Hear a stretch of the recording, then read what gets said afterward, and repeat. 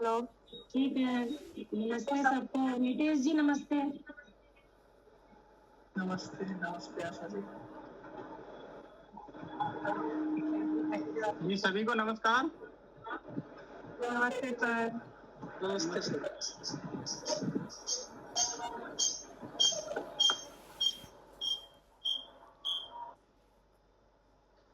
मैं अभी ये कॉल शुरू करने वाली हूँ। हमारे और साथी भी जुड़ते जाएंगे। तो आप लोगों का धन्यवाद करने के साथ साथ मैं थोड़ा बताना चाहूंगी कि ये कॉल हम कैसे करते हैं। प्रोजेक्ट 7 के तहत चरखा राजस्थान में 18 ग्रासरूट ऑर्गेनाइजेशंस के साथ काम कर रहे हैं। ये ऑर्गेनाइजेशन जमीनी स्तर पर कम्युनिटीज के साथ अलग अलग मुद्दों पर काम करते हैं, जैसे कि हेल्थ, एजुकेशन, पर्यावरण और बहुत कुछ। चरखा अपने ऑफलाइन एवं ऑनलाइन वेबिनार्स के थ्रू, जो कि हम हर महीने करवाते हैं, और ऑफलाइन वर्कशॉप, हमारी 3 वर्कशॉप्स होती है हर क्लस्टर के साथ। और आज का जो क्लस्टर हमारे साथ जुड़ा है वो है हमारा अजमेर वाला क्लस्टर, जिसमें हमारे साथ 6 संस्थाएं जुड़ी हैं। तो इन वर्कशॉप्स और ऑनलाइन वेबिनार्स के द्वारा हम ये फोकस करते हैं कि पार्टिसिपेंट्स के काम को और बेहतर कैसे बनाया जाए। ये हम कम्युनिकेशन और डॉक्यूमेंटेशन टूल्स के साथ साथ एक्सपर्ट रिसोर्स पर्सन्स को कॉल में जोड़ते हैं, ताकि ये अलग मुद्दों पे नॉलेज और बढ़ सके और कम्युनिटीज के साथ काम करने का तरीका भी कुछ नया हो सके। मुझे बहुत खुशी होती है हमारे इस कॉल के रिसोर्स पर्सन और एक्सपर्ट को इंट्रोड्यूस करने में, जो छाया पचौली जी है। छाया पचौली जी प्रयास संस्थान की डायरेक्टर हैं। प्रयास सामाजिक संस्थाओं से जुड़े मुद्दों पर स्वास्थ्य, स्पेशली स्वास्थ्य पर व्यापक रूप से कार्यरत है। छाया जी ने हाल से हिस्ट्री में ऑनर्स किया है और उसके बाद IIRM जयपुर से रूरल डेवलपमेंट में मास्टर्स किया है। छाया जी के पास ग्रामीण और आदिवासी समुदायों के साथ स्वास्थ्य, पोषण और दवाओं की पहुंच से संबंधित विभिन्न क्षेत्रों में काम करने का 17 वर्षों से अधिक का अनुभव है। उन्होंने राजस्थान में राइट टू हेल्थ लॉ के लिए अभियान का सह नेतृत्व किया, जिसके परिणाम स्वरूप मार्च 2023 में राजस्थान राज्य द्वारा देश में पहली बार स्वास्थ्य का अधिकार कानून लागू किया गया। छाया जी जन स्वास्थ्य अभियान की राजस्थान स्टेट कोऑर्डिनेटर और सह संयोजक भी है। छाया जी, हम आपका तहे दिल से शुक्रिया करना चाहते हैं कि आपने इस कॉल में हमारे साथ आप जुड़ी हैं। हमारे पार्टिसिपेंट भी बहुत बहुत खुश है इस कॉल में आपको हमारे साथ देखकर। So thank you so much for that. Thank you Usma, मुझे इनवाइट करने के लिए और आपके इतने सारे साथियों से मिलने का और बात करने का मौका देने के लिए, उसके लिए बहुत बहुत धन्यवाद। मेरी आवाज आपको साफ आ रही है क्या? जी बिल्कुल बिल्कुल। जी आ रही है छाया जी। ओके जी। हाँ, तो इस कॉल में हम एक बहुत ही महत्वपूर्ण विषय को और गहराई से जानेंगे, जो कि है ग्रामीण स्वास्थ्य पर ग्रामीण स्तर पर स्वास्थ्य प्रणाली में फ्रंटलाइन वर्कर्स की भूमिका। हमारे बहुत सारे साथी जो यहाँ पर जुड़े हैं वो इन मुद्दों पर काम करते हैं, और इस कॉल में हम जानेंगे कि राजस्थान में ये फ्रंटलाइन वर्कर्स कौन हैं, उनका क्या महत्व है और ऐसी कौन सी सुविधाएं हैं जो हम कम्युनिटी से उनको कनेक्ट कर सकते हैं। मैं आप सबसे रिक्वेस्ट करना चाहूंगी, क्योंकि ये कॉल्स हम हमेशा ही करते हैं तो आप सबको पता है कि हम ये कॉल्स कैसे करते हैं। मैं रिक्वेस्ट करना चाहूंगी कि आप जब भी आपको कुछ बोलना हो आप अपना हाथ रेज करें, नीचे जो इमोटिकॉन बना हुआ है उसी के थ्रू, और अपने आप को जहां तक हो सके म्यूट पे रखें जब आप नहीं कुछ कह रहे हो। हम कॉल के एंड में एक क्वेश्चन और आंसर राउंड करेंगे, तो आपके पास जो भी सवाल है आप उसे हम तक रख सकते हैं। थैंक यू अगेन आप सबका हमारे साथ जुड़ने के लिए।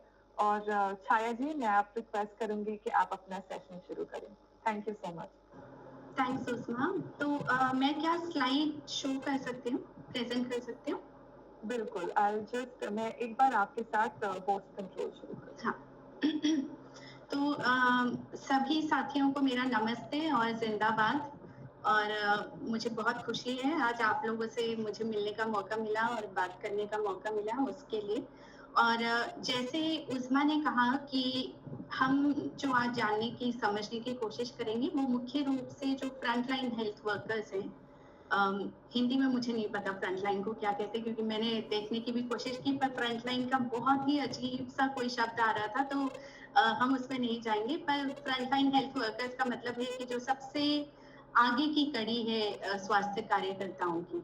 तो उनके बारे में हम जानेंगे कि ये कौन लोग हैं, इनकी क्या भूमिका है, और साथ साथ जब हम चर्चा करेंगे तो थोड़ा ये भी देखते समझते जाएंगे कि इनका जो काम है, इनकी जो जिम्मेदारियां हैं, उसको और बेहतर तरीके से वो कर सके, उसमें हमारी क्या भूमिका हो सकती है। क्योंकि जैसा मैं समझी हूँ, आप सभी अलग अलग संस्थाओं से जुड़े हुए हैं और ग्राम स्तर पर आप सभी कुछ ना कुछ काम, भले वो स्वास्थ्य के मुद्दे पर हो या किसी और मुद्दे पर हो, आप कर रहे होंगे। और आपकी एक प्रमुख जिम्मेदारी, जैसा कि मैं समझती हूँ, वो ये होगी कि ग्राम स्तर पर जो योजनाएं या जो सेवाएं लोगों को उनके अधिकार स्वरूप मिलनी चाहिए, वो उनको मिल रही हो, और अगर नहीं मिल रही है तो वो उनको दिलवाने में हम सहयोग करें। तो मैं आपकी भूमिका उस तरह से समझी हूँ। तो हम जब फ्रंटलाइन हेल्थ वर्कर्स की जिम्मेदारियों, उनके रोल्स, रिस्पॉन्सिबिलिटीज की बात करेंगे, तो हम आगे ये भी समझने की कोशिश करेंगे कि हम इन सब में कहाँ फिट बैठ रहे हैं और हम कहाँ पर इंटरवीन कर सकते हैं, कहाँ पर उनका सहयोग कर सकते हैं। तो उसको भी थोड़ा सा जानने की कोशिश करेंगे। तो मैंने बहुत जल्दबाजी में कुछ स्लाइड्स बनाई हैं, क्योंकि मुझे लग रहा था थोड़ी स्लाइड्स होंगी तो शायद समझने में और आसानी होगी, तो मैं उन स्लाइड्स को चलाऊंगी। पर आप स्लाइड्स पर बहुत ज्यादा ध्यान मत दीजिएगा, आप मुझे सुनने में ज्यादा ध्यान दीजिएगा। वो स्लाइड्स बस रेफरेंस के लिए है। तो मैं एक बार स्लाइड चला कर देखती हूँ।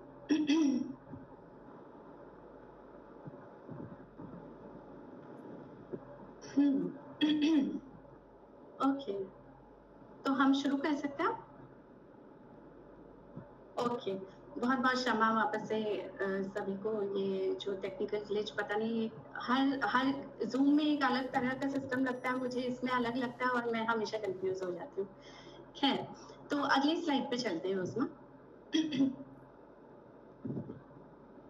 स्लाइड आगे बढ़ी नहीं है।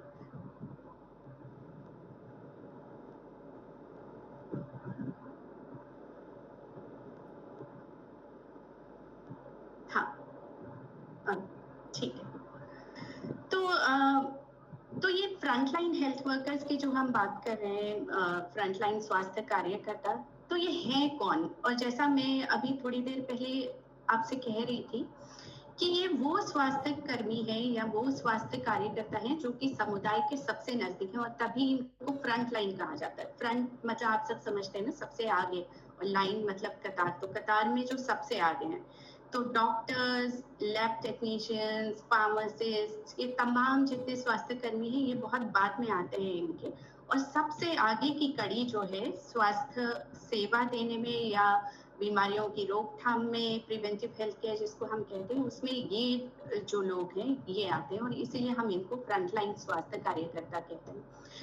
इन फ्रंटलाइन स्वास्थ्य कार्यकर्ताओं की सबसे अच्छी बात ये भी होती है कि ये जिन गांवों में काम कर रहे होते हैं, ये उन्हीं गांव के निवासी होते हैं मुख्य रूप से। कुछ वेरिएशन इधर उधर हो सकता है, पर इनका जो एक एडवांटेज होता है कि ये उसी इलाके के होते हैं और उस एरिया को, उस क्षेत्र को बहुत अच्छे से जानते हैं, वहाँ के लोगों की स्वास्थ्य की परेशानियों को बहुत अच्छे से समझते हैं, और वहाँ के ऐसे कौन से कल्चर्स हैं, ट्रेडिशंस हैं, प्रथाएं हैं, या कौन सी ऐसे रीति रिवाज हैं जिनसे लोगों का स्वास्थ्य प्रभावित होता है या हो सकता है, उनको भी वो बहुत अच्छे से जानते हैं। और क्योंकि वो उसी इलाके के होते हैं या उसी गांव के होते हैं, तो उनका समुदाय के साथ एक बहुत अच्छी जान पहचान भी होती है, एक अच्छी पकड़ भी होती है उनकी, और ज्यादातर गांव के लोग उनको जानते हैं, पहचानते हैं, और एक भरोसा सा होता है क्योंकि वो उसी क्षेत्र के हैं, कोई बाहर से नहीं आकर स्वास्थ्य सेवाएं दे रहा है। तो इनमें जो हम फ्रंटलाइन हेल्थ वर्कर्स मानते हैं, उनमें 3 प्रमुख रूप से कार्यकर्ता हैं। सबसे पहले है आंगनवाड़ी कार्यकर्ता, दूसरी है आशा, और तीसरी है ANM। और ये तीनों मिलकर अलग अलग तरह की भूमिकाएं निभाती हैं। इनकी कुछ भूमिकाएं ओवरलैप भी करती हैं, यानी कि एक जैसी भूमिकाएं भी है, एक जैसी जिम्मेदारियां भी है, और कई बार कुछ जो सेवाएं ये देती हैं या कुछ गतिविधियां जो ये करते हैं ये मिलकर भी करते हैं। तो इन तीनों के बीच का जो समन्वय है, जो कोऑर्डिनेशन है, वो बहुत इम्पोर्टेंट है। अब ये तीनों में से आंगनबाड़ी कार्यकर्ता जो है ये तो आती है महिला एवं बाल विकास विभाग में, हाँ, और जो आशा और एएनएम है ये दोनों आते हैं हेल्थ डिपार्टमेंट में, health and family welfare department में। हमारे यहाँ राजस्थान में पहले ये था कि ये जो आशाएं हैं ये भी पहले महिला एवं बाल विकास विभाग में आती थी। राजस्थान में हुआ ये था कि जो आंगनवाड़ी केंद्र थे उसमें पहले आंगनवाड़ी कार्यकर्ता के साथ साथ एक सहयोगिनी भी होती थी जो कि उनकी मदद करती थी आंगनवाड़ी केंद्र के संचालन में। और जब आशा का कॉन्सेप्ट आया 2005 में, जब नेशनल हेल्थ मिशन आया, राष्ट्रीय ग्रामीण स्वास्थ्य मिशन आया था, उसी के साथ साथ आशा का कॉन्सेप्ट भी आया था। तो राजस्थान में तब यही हुआ था कि आंगनवाड़ी केंद्रों में जितनी सहयोगिनियां थी उनको आशा में तब्दील कर दिया गया था, उनको थोड़ा और ट्रेनिंग देकर उनको आशा, तो हमारे राजस्थान में आशाओं को आशा सहयोगिनी भी कहा जाता था, अगर आप लोगों ने ये नाम सुना हो, आशा सहयोगिनी। पर अभी कुछ समय से कोशिश ये हुई है कि, तो हुआ ये था कि आशा 2 विभागों के बीच में खिंचती रह रही थी राजस्थान में। तो वो एक तरह से महिला एवं बाल विकास विभाग की भी के अंदर भी आती थी और स्वास्थ्य विभाग के अंदर भी आती थी। अभी कोशिश ये हो रही है कि किसी तरह इनको एक ही विभाग के अंदर कर दिया जाए। तो अभी मुख्य रूप से आशा स्वास्थ्य विभाग के अंतर्गत है और एएनएम तो स्वास्थ्य विभाग की शुरू से ही रही है। आंगनबाड़ी कार्यकर्ता पहले से ही महिला एवं बाल विकास विभाग की रही है। आगे बढ़ते हैं। उसमें स्लाइड चेंज नहीं हुई। हाँ, तो ऐसा क्यों है कि ये जो फ्रंटलाइन हेल्थ वर्कर्स हैं, आंगनवाड़ी कार्यकर्ता, आशा, एएनएम, इनकी भूमिका इतनी महत्वपूर्ण क्यों है, या इनका होना इतना महत्वपूर्ण क्यों है? इसको अगर हमने समझना है तो थोड़ा सा हमको हमारे देश का या राज्य का जो स्वास्थ्य की स्थिति है उसको समझने की जरूरत है। तो आप लोग जानते हैं कि हमारे देश में लगभग 6-7 लाख गांव हैं, हाँ, और अगर राजस्थान की अकेले हम बात करें तो राजस्थान में भी लगभग 45,000 या उससे ऊपर ही गांव हैं।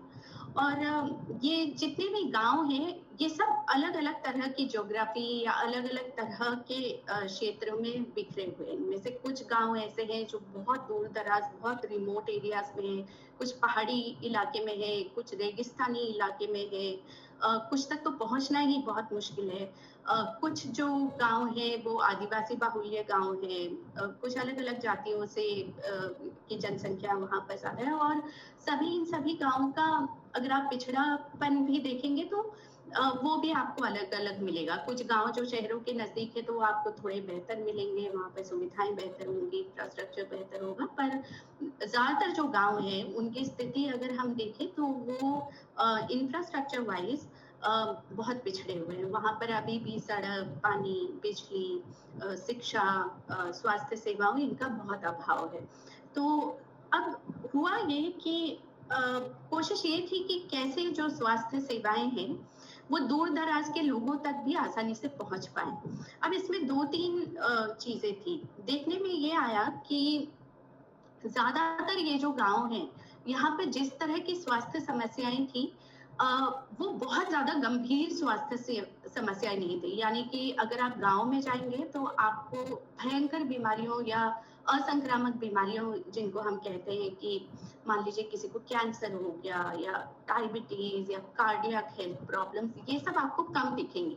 पर आपको सामान्यतः जो बीमारियां वहां पर दिखेंगी वो बहुत नॉर्मल सी, बहुत आम सी बीमारियां और बहुत ऐसी बीमारियां जिनको कि आसानी से रोका जा सकता है, इस तरह की बीमारियां आपको मिलेंगी। जैसे कि मलेरिया, टीबी, हाँ, बच्चों को दस्त लग गई, दस्त लगने से ही मृत्यु हो गई, उल्टी दस्त लग गई और उसी से बच्चे की मृत्यु हो गई। हमारे इन ग्रामीण इलाकों में बहुत सारी महिलाएं सिर्फ गर्भ धारण करने और बच्चे को जन्म देने की वजह से मृत्यु का शिकार हो जाती है। बहुत सारे बच्चे जन्म के समय ही या तो मृत पैदा होते हैं या जन्म होने के तुरंत बाद ही उनकी मृत्यु हो जाती है। और कुपोषण बहुत ज्यादा आपको मिलेगा। बहुत सारे बच्चे कुपोषण की वजह से जिंदगी से हाथ धो बैठते हैं। अनीमिया, खून की कमी, इस तरह की जो बीमारियां हैं, और ऐसी बीमारियां जिनको कि आप आसानी से रोक सकते हैं। थोड़ा अगर आप साफ सफाई का ध्यान रखें, थोड़ा सा अगर आप स्वास्थ्य के प्रति और जागरूक हो जाएं और एक वैज्ञानिक समझ स्वास्थ्य के प्रति अगर आपकी बन जाए, तो बहुत सारी ये स्वास्थ्य समस्याएं हमारे गांव की, इनको हम रोक सकते हैं। तो महसूस ये हुआ कि इन गांवों में हमको डॉक्टरी स्वास्थ्य सेवाओं की जरूरत नहीं है बहुत ज्यादा, क्योंकि डॉक्टर की भूमिका तब आती है जब बहुत गंभीर बीमारियां हो। हमको, या जो उस वक्त पब्लिक हेल्थ एक्सपर्ट्स थे या सरकार थी, उनको लगा कि ये बीमारियां ऐसी हैं जिन पर एक लंबा काम करने की जरूरत है, जिससे कि लोग इन बीमारियों के प्रति जागरूक हो और स्वयं इन बीमारियों में धीरे धीरे कमी आने लग जाए और लोगों को अस्पताल जाना ही ना पड़े, क्योंकि ये सारी बीमारियां प्रिवेंटेबल है, इनको रोका जा सकता है। और ये सोचकर फिर कॉन्सेप्ट ये आया कि हमको ग्राम स्तर पे फ्रंटलाइन हेल्थ वर्कर्स, यानी कि ऐसे स्वास्थ्य कार्यकर्ताओं की जरूरत है जो 2-3 तरह की मुख्य भूमिका निभा सके। एक तो लोगों में स्वास्थ्य जागरूकता लाए, साफ सफाई के प्रति, बीमारियों की रोकथाम के प्रति, इन चीजों के बारे में जागरूकता लाए। और दूसरा ये था कि जो छोटी मोटी बीमारियां हैं, मामूली किसी को बुखार आ गया, दस्त लग गई, कोई और चोट लग गई, इस तरह की जिनको कि हम प्राइमरी हेल्थ केयर सर्विसेज कहते हैं, प्राथमिक स्वास्थ्य सेवाएं जो हैं वो उनको मिल जाए। अगर ये हम कर लेते हैं तो हम बहुत सारी बीमारियों को और बहुत सारी मौतों को हम रोक पाएंगे। और जहाँ डॉक्टर की सलाह की जरूरत है या डॉक्टर की एक्सपर्टाइज की जरूरत है, तो इन गाँव के लोगों को हम जो ऊपर की उच्च स्तरीय जो स्वास्थ्य सेवा केंद्र हैं वहां पर रेफर कर सकते हैं।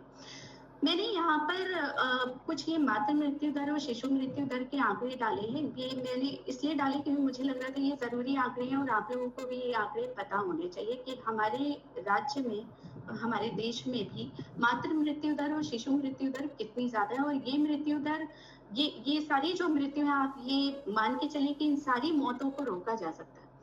हमारे देश में अगर 1 लाख बच्चे जो जन्म लेते हैं, उनमें से लगभग 97 बच्चे जो हैं वो 1 लाख जो जन्म देती हैं माताएं, उनमें से 97 जो माताएं हैं वो गर्भावस्था के समय, बच्चे को जन्म देने के समय या फिर बच्चे को जन्म देने के 42 दिन के भीतर मृत्यु उनकी हो जाती है। वही आंकड़ा राजस्थान में और ज्यादा है।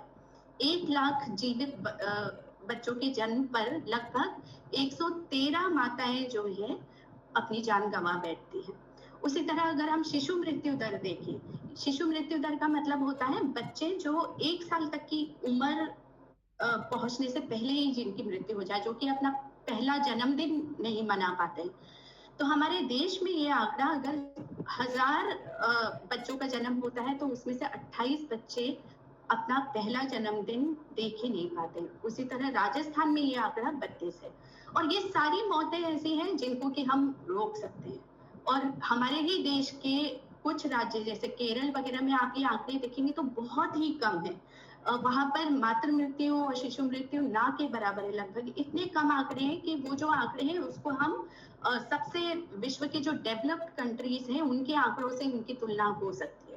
पर राजस्थान में अभी हालत जो है बहुत खराब है। आगे बढ़िए इसमें। ओके, तो हम शुरुआत करते हैं आंगनवाड़ी केंद्र से या आंगनवाड़ी कार्यकर्ता की भूमिका को समझने से। तो आंगनवाड़ी केंद्र की शुरुआत हुई थी लगभग 1975 में, जबकि ICDS का जो कार्यक्रम था वो सरकार ने शुरू किया था, महिला एवं बाल विकास विभाग द्वारा। और आंगनवाड़ी केंद्र का जो मुख्य उद्देश्य था वो ये था कि मातृत्व और शिशु स्वास्थ्य की स्थिति में सुधार हो और कुपोषण में कमी आए। तो इन 2 मुख्य उद्देश्यों के साथ आंगनवाड़ी केंद्र की शुरुआत हुई थी। आंगनवाड़ी केंद्र जो है वो लगभग 400 से 800 की जनसंख्या पर एक आंगनवाड़ी केंद्र होना चाहिए, ये सरकार का क्राइटेरिया है।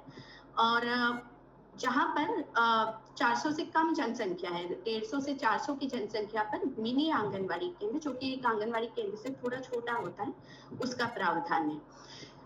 अगर किंतु किसी गांव में 40 ये जनसंख्या का क्राइटेरिया तो नहीं मीट हो रहा, पर 6 साल से कम उम्र के 40 बच्चे होते हैं, तो वहां पर भी हम आंगनबाड़ी की मांग उठा सकते हैं। तो आप लोग ये देखिएगा, ये मैं इसलिए बता रही हूँ ताकि आप जिन इलाकों में काम कर रहे हैं वहां पर आप इस अनुसार देख सकते हैं कि क्या आपके क्षेत्र में आंगनबाड़ी केंद्र इस प्रकार से उपलब्ध है या नहीं, या अगर नहीं है तो हम उसके लिए मांग उठा सकते हैं।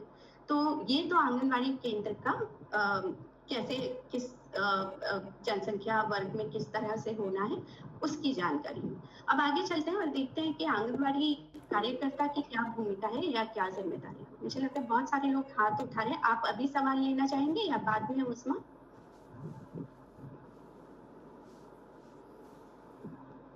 उस्मा अभी आप लेना हम ठीक है, एक का 15 मिनट हम सिर्फ सवाल के लिए रखेंगे। ठीक है, बाद में। ठीक है। तो आंगनबाड़ी कार्यकर्ता जो होती है उसका आप लोगों को भी ज्यादातर लोग परिचित होंगे इससे। तो आंगनबाड़ी कार्यकर्ता की मुख्य भूमिका होती है आंगनबाड़ी केंद्र का संचालन करना और उस आंगनबाड़ी केंद्र से मिलने वाली जो तमाम सेवाएं हैं, सुविधाएं हैं, वो लोगों तक पहुंचे, ये सुनिश्चित करना। अब वो सुविधाएं या वो सेवाएं क्या है जो आंगनबाड़ी केंद्र से मिलनी चाहिए? तो एक तो जो प्रमुख बात है वो ये है, और ये आंगनबाड़ी कार्यकर्ता की बहुत अहम जिम्मेदारी होती है कि गांव में अगर कोई भी गर्भवती महिला है तो उसका जल्द से जल्द आंगनबाड़ी में पंजीकरण। जल्द से जल्द का मतलब होता है कि प्रेगनेंसी के फर्स्ट ट्राइमेस्टर में, फर्स्ट ट्राइमेस्टर मतलब 12 हफ्ते, अगर गर्भावस्था को 12 हफ्ते हुए हैं तो 12 हफ्ते के अंदर अंदर महिला को उसके गर्भ का पता चल जाए और उसका पंजीकरण आंगनबाड़ी केंद्र में हो जाए। अब ये 12 हफ्ते वाला जो क्राइटेरिया है ये इसलिए जरूरी है क्योंकि महिला का आंगनबाड़ी में पंजीकरण जितनी जल्दी होगा उतनी जल्दी उसको आंगनबाड़ी से मिलने वाली जो सेवाएं हैं वो प्राप्त होने लगेंगी। जितना देरी से गर्भ का पता चलेगा और जितनी देरी से वो आंगनबाड़ी से जुड़ेगी वो उतने समय तक आंगनबाड़ी से मिलने वाली सेवाओं से वंचित रहेगी। तो और क्योंकि गर्भावस्था के दौरान आप में से ज्यादातर लोग जानते होंगे 4 प्रसव पूर्व जांचें होनी बहुत जरूरी है, क्योंकि हर एक ट्राइमेस्टर में यानी कि हर 3 माह में गर्भवती महिला की 4 बार जांच होना बहुत आवश्यक है। और उन 4 जांचों में प्रमुख रूप से उसके खून की जांच जिससे कि अनीमिया का पता चले, उसके पेशाब की जांच, उसका वजन और उसके उदर पेट की जांच, ये 4 प्रमुख रूप से ये जांचें उसमें होनी चाहिए।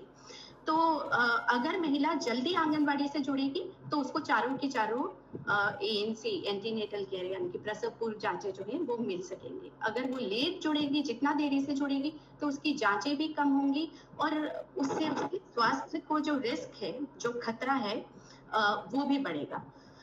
तो पहला तो यह है कि आंगनबाड़ी में जल्द से जल्द पंजीकरण 12 हफ्तों के भीतर। तीसरा जो है पोषाहार वितरण का काम है। ये हम सभी जानते हैं और सभी परिचित हैं कि आंगनबाड़ी केंद्र से गर्भवती महिलाएं, धात्री यानी कि जो लैक्टेटिंग मदर्स हैं, जो बच्चे को स्तनपान करा रही है, वो महिलाएं और जो बच्चे हैं 6 माह से ऊपर के और 6 वर्ष तक के, इन बच्चों को पोषाहार आंगनबाड़ी से मिलना तय होता है। और पोषाहार में क्या मिलता है क्या नहीं वो भी हम आगे देखेंगे। तो ये सारी सेवाएं लोगों को मिले और नियमित मिले, ये आंगनबाड़ी कार्यकर्ता की जिम्मेदारी है। इसके साथ साथ आंगनबाड़ी कार्यकर्ता ने बच्चों का नियमित वजन और लंबाई भी लेनी है। वजन हर महीने उन्होंने लेना होता है जिससे कि पता चले कि जो बच्चा है उसकी ग्रोथ जो है वो सही प्रकार से हो रही है कि नहीं हो रही है, और उसी प्रकार उसकी लंबाई जो है हर 3 माह में मापी जानी है। और ये सारा रिकॉर्ड आंगनबाड़ी कार्यकर्ता ने रखना होता है। उसके अलावा कुपोषित बच्चों की पहचान उन्होंने करनी होती है। कुपोषित या अति कुपोषित बच्चे कौन हैं, और जैसे ही उनकी पहचान होती है तो उनको जैसी जरूरत हो उस तरह से उपचार से जोड़नी।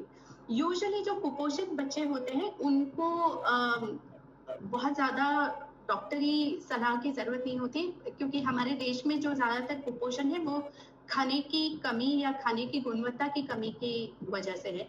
तो अगर उनको आहार अधिक मिले और सही तरीके का आहार मिले तो कुपोषण से बच्चे यूजुअली अपने आप ही बाहर आ जाते। पर यदि बच्चा अति कुपोषित है, बहुत ज्यादा कुपोषण है उसको, तो फिर उसको डॉक्टरी सलाह के लिए रेफर किया जाता है। और माल न्यूट्रिशन ट्रीटमेंट सेंटर MTC जिसको हम कहते हैं, वहां पर बच्चे को भेजा जाता है, जो कि अधिकतर जिला अस्पताल में होता है। वहां पर जाके उस बच्चे का कुछ दिनों का इलाज चलता है। तो ये आंगनबाड़ी कार्यकर्ता की जिम्मेदारी है कि उनके गांव में कोई भी कुपोषित अति कुपोषित बच्चे अगर हैं तो उनको अधिक आहार वो दें, प्रॉपर आहार वो दें, और अगर आवश्यकता है तो उनको उपचार से भी जोड़ें। इसके अलावा एक जो महत्वपूर्ण गतिविधि है और हम सब उस गतिविधि से अच्छी तरह से परिचित हैं, वो है VHND, village health nutrition day, ग्राम स्वास्थ्य पोषण दिवस जिसको हम कहते हैं, या उसको हम कई बार MCHN डे भी कहते हैं, maternal child health and nutrition day. हाँ, मैटरनल मातृ व शिशु स्वास्थ्य एवं पोषण दिवस। गांव में आम बोलचाल में हम इसको टीकाकरण दिवस भी कहते हैं। आप सब जानते होंगे कि हर गांव में हर महीने में एक बार आंगनबाड़ी केंद्र पर टीकाकरण दिवस का आयोजन होता है। और उस टीकाकरण दिवस या VHND या MCHN जो भी आप उसको कहना चाहें, उस टीकाकरण दिवस के दिन जो नर्स बहनें ANM वो भी उस गांव में आती हैं, और उस दिन तमाम बच्चे जिनका टीकाकरण होना है उस गांव में, उनको टीकाकरण करवाया जाता है। जितनी गर्भवती महिलाएं हैं जिनकी ANC होनी है तो उनकी ANC की जाती है। और उसके अलावा और भी अगर आयरन फॉलिक एसिड, जिन महिलाओं को खून की कमी है, आयरन फॉलिक एसिड देना है, आयरन की गोलियां देनी है, वो दी जाती है। और ये सारी स्वास्थ्य सेवाएं ANM आकर वहां प्रदान करती है। आंगनबाड़ी कार्यकर्ता की भूमिका ये होती है कि ANM का वो सहयोग करें VHND को तरीके से आयोजित करने में। और जितनी भी गर्भवती महिलाएं या बच्चे जिन्होंने सेवा लेने उस दिन आना चाहिए आंगनबाड़ी केंद्र में, वो सारी महिलाएं व सारे बच्चे वहां पर जरूर आए। कोई भी महिला या कोई भी बच्चा सेवा से वंचित ना रहे। तो ये रोल आंगनबाड़ी कार्यकर्ता का होता है। इसके अलावा शाला पूर्व शिक्षा, प्री स्कूल एजुकेशन जिसको हम कहते हैं, वो आंगनबाड़ी कार्यकर्ता ने देनी है। तो 3 से 6 साल तक की उम्र के जो बच्चे हैं वो आंगनबाड़ी केंद्र में जाते हैं, और वहां पर उनको बेसिक पढ़ाई, थोड़ा बहुत कि उनको अक्षरों का ज्ञान हल्का फुल्का हो जाए, उनको कुछ ऐसी गतिविधियां, खेल खिलाना जिससे कि उनका मानसिक विकास अच्छा हो। तो इस तरह की एक्टिविटीज आंगनबाड़ी कार्यकर्ता ने 3 साल से 6 साल तक की उम्र के जो बच्चे हैं वो स्कूल जाने से पहले, यानी कि जिनका अभी तक एडमिशन स्कूल में नहीं हुआ है, उनको प्रदान करनी है। इसके अलावा 2 प्रमुख मातृत्व स्वास्थ्य योजनाएं हैं, PMMVY प्रधानमंत्री मातृ वंदना योजना और IGMPY इंदिरा गांधी मातृ पोषण योजना। ये जो 2 योजनाएं हैं, ये आंगनबाड़ी कार्यकर्ता की जिम्मेदारी है कि इन 2 योजनाओं का लाभ सभी गर्भवती महिलाएं जो पात्र हैं इन योजनाओं की, उनको मिले। अब PMMVY जो है, प्रधानमंत्री मातृ वंदना योजना, ये केंद्र सरकार की योजना है। और इस योजना के अंतर्गत कोई भी महिला जिसका प्रथम गर्भ है उसको 5,000 रुपए तक का लाभ सरकार देती है, और ये लाभ इंस्टॉलमेंट्स में मिलता है।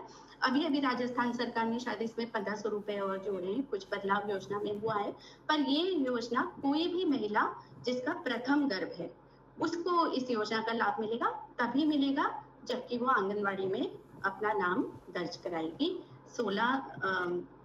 12 हफ्ते के अंदर। उसी प्रकार IGMPY इंदिरा गांधी मातृत्व पोषण योजना जो है, वो राजस्थान सरकार की योजना है।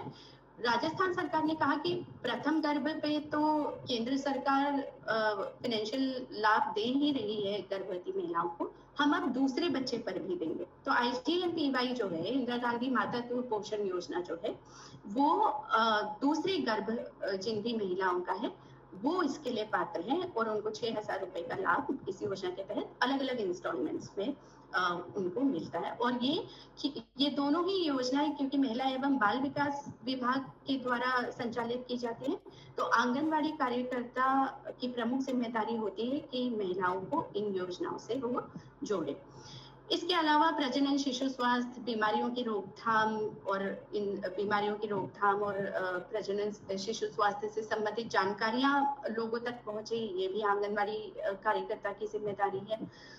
और एक जो प्रमुख जिम्मेदारी है वो है कि गांव में VHSNC, ग्राम स्वास्थ्य स्वच्छता पेयजल एवं पोषण समिति, village health sanitation nutrition committee, जो कि हर रेवेन्यू विलेज पर एक होती है, आंगनवाड़ी कार्यकर्ता उस समिति की सदस्य होती है। और ये उनकी जिम्मेदारी है कि ये हर बैठक, जो कि हर माह में एक बार ग्राम स्वास्थ्य समिति में, शॉर्ट में ग्राम स्वास्थ्य समिति कह रही हूँ, ग्राम स्वास्थ्य समिति की बैठक हर माह हर गांव में होनी चाहिए। ये उसमें जाएं, उसमें भाग लें, ये भी उनकी जिम्मेदारी है।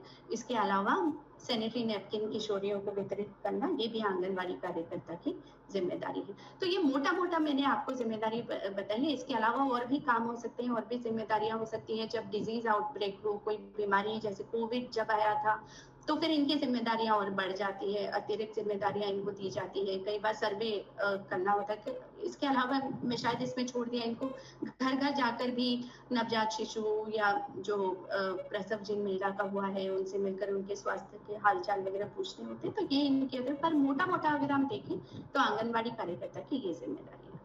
नेक्स्ट स्लाइड दोस्तों। ये मैंने एक स्लाइड डाली है, ये आपके काम आ सकती है। मैं इस पर बहुत डिटेल में नहीं जाऊंगी, पर आंगनबाड़ी केंद्र से पोषाहार में क्या क्या मिलना चाहिए, ये उसका एक टेबल है। तो उस्मा हो सकता है ये आपके साथ बाद में शेयर कर दे, तो ये आपके काम आएगा। तो बेसिकली क्या है, जो गर्भवती धात्री महिलाएं हैं उनको तो आंगनबाड़ी से टेक होम राशन मिलता है, यानी कि ऐसा राशन या ऐसे पैकेट्स जो कि वो घर ले जाएं और घर में जाकर खाएं। उनको पका हुआ गर्म भोजन आंगनबाड़ी से नहीं मिलता। उसी तरह पर जो 3 वर्ष तक के बच्चे हैं, 6 माह से 3 वर्ष तक के बच्चे, उनको भी पका हुआ भोजन नहीं मिलता। उनको भी घर ले जाने के लिए सामग्री दी जाती है, जिसमें कि दलिया हो सकता है, दाल खिचड़ी बनाने का सामान हो सकता है, कोई प्री मिक्स आता है जिसको आप ऐसे ही खा सकते हो स्नैक्स टाइप, वो चीजें मिलती हैं, तो वो घर ले जा सकते हैं। पर जो 3 साल से 6 साल तक के जो बच्चे होते हैं उनको पक्का भोजन आंगनवाड़ी से दिया जाता है। बीच में ये बंद हो गया था राजस्थान में। बीच में जो 3 से 6 वर्ष तक के बच्चे थे उनको भी टेक होम राशन मिल रहा था, पर अभी सरकार ने वापस से आंगनवाड़ियों में ये शुरू किया। आप लोग अपने अपने क्षेत्र के आंगनवाड़ियों में एक बार चेक कीजिएगा कि क्या वहाँ पर पका भोजन 3 से 6 वर्ष के बच्चों को देना शुरू हुआ है कि नहीं हुआ है। तो उस भोजन में उनको खिचड़ी, दलिया, कुछ और मुरमुरे, इस तरह की चीजें वहाँ से मिलती हैं। शायद अभी दूध भी देना शुरू करने वाले हैं, पर वो शायद अभी प्रारंभ नहीं हुआ है, मुझे बहुत अच्छे से नहीं पता। पर ये स्लाइड आप जरूर उस्मा से ले लीजिएगा, तो आप देख पाएंगे, जांच कर पाएंगे आपके गांव में कि इस हिसाब से पोषाहार गर्भवती धात्री महिला और बच्चों को प्राप्त हो रहा है कि नहीं हो रहा। Next slide Usma. तो आप जल्दी से आशा की भूमिकाएं और उनकी जिम्मेदारियां देख लेते हैं। तो आशा का मुझे नहीं पता आप लोग जानते हैं कि नहीं, पर आशा का भी एक फुल फॉर्म है। ASHA जो हम कहते हैं, हिंदी में तो ऐसे आशा लिख देते हैं, पर अंग्रेजी में जब लिखते हैं तो वो ASHA हर एक अल्फाबेट का, हर एक अक्षर का एक मतलब है। तो आशा का फुल फॉर्म होता है एक्रेडिटेड सोशल हेल्थ एक्टिविस्ट। तो सोशल हेल्थ एक्टिविस्ट तो आप लोग समझते हैं ना, हेल्थ एक्टिविस्ट तो सब समझते हैं। स्वास्थ्य एक्टिविस्ट को क्या कहेंगे, कार्यकर्ता ही मान लीजिए चलिए, है ना। और हेल्थ, सोशल हेल्थ एक्टिविस्ट यानी कि सामाजिक स्वास्थ्य कार्यकर्ता। और एक्रेडिटेड एक अंग्रेजी वर्ड है जिसका मतलब होता है कि एक तरह से सरकार द्वारा उनको ये पद दिया गया है, ये मान लीजिए एक्रेडिटेड, मतलब सरकार ने उनको एक्रेडिट किया है इस काम के लिए कि वो एक सामाजिक स्वास्थ्य कार्यकर्ता के रूप में गांव में काम करें। अब जैसा मैंने कहा कि आशा का जो कॉन्सेप्ट था है वो बहुत पुराना नहीं है। 2005 में जब राष्ट्रीय ग्रामीण स्वास्थ्य मिशन की शुरुआत हुई, उसी वक्त आशा का कॉन्सेप्ट आया था। और ये भी हम समझ लें कि आशा को एक स्टाफ के रूप में नियुक्त नहीं किया गया था। इनको एक हेल्थ एक्टिविस्ट के रूप में नियुक्त किया गया था कि ये गांव की एक ऐसी महिला होगी जो कि वॉलंटियर होगी। बेसिकली वो एक फुल टाइम एम्प्लॉय या फुल टाइम स्टाफ नहीं होगा, वो गांव की महिला होगी जो स्वास्थ्य जागरूकता लाने में या लोगों को उपचार से जोड़ने में सहायता करेगी।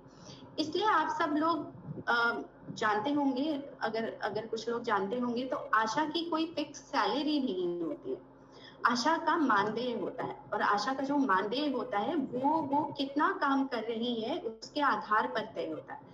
जैसे उदाहरण के लिए मैं बताऊं, अगर आशा किसी महिला को संस्थागत प्रसव के लिए अस्पताल में प्रसव के लिए जैसे लेके जाती है, तो उनको लगभग 350 रुपए का मानदेय एक प्रसव का दिया जाता है। उसी तरह उनकी जितनी जिम्मेदारियां हैं उसके लिए अलग अलग दर, अलग अलग इंसेंटिव्स तय हैं, तो उनकी कोई फिक्स सैलरी उस तरीके से नहीं है।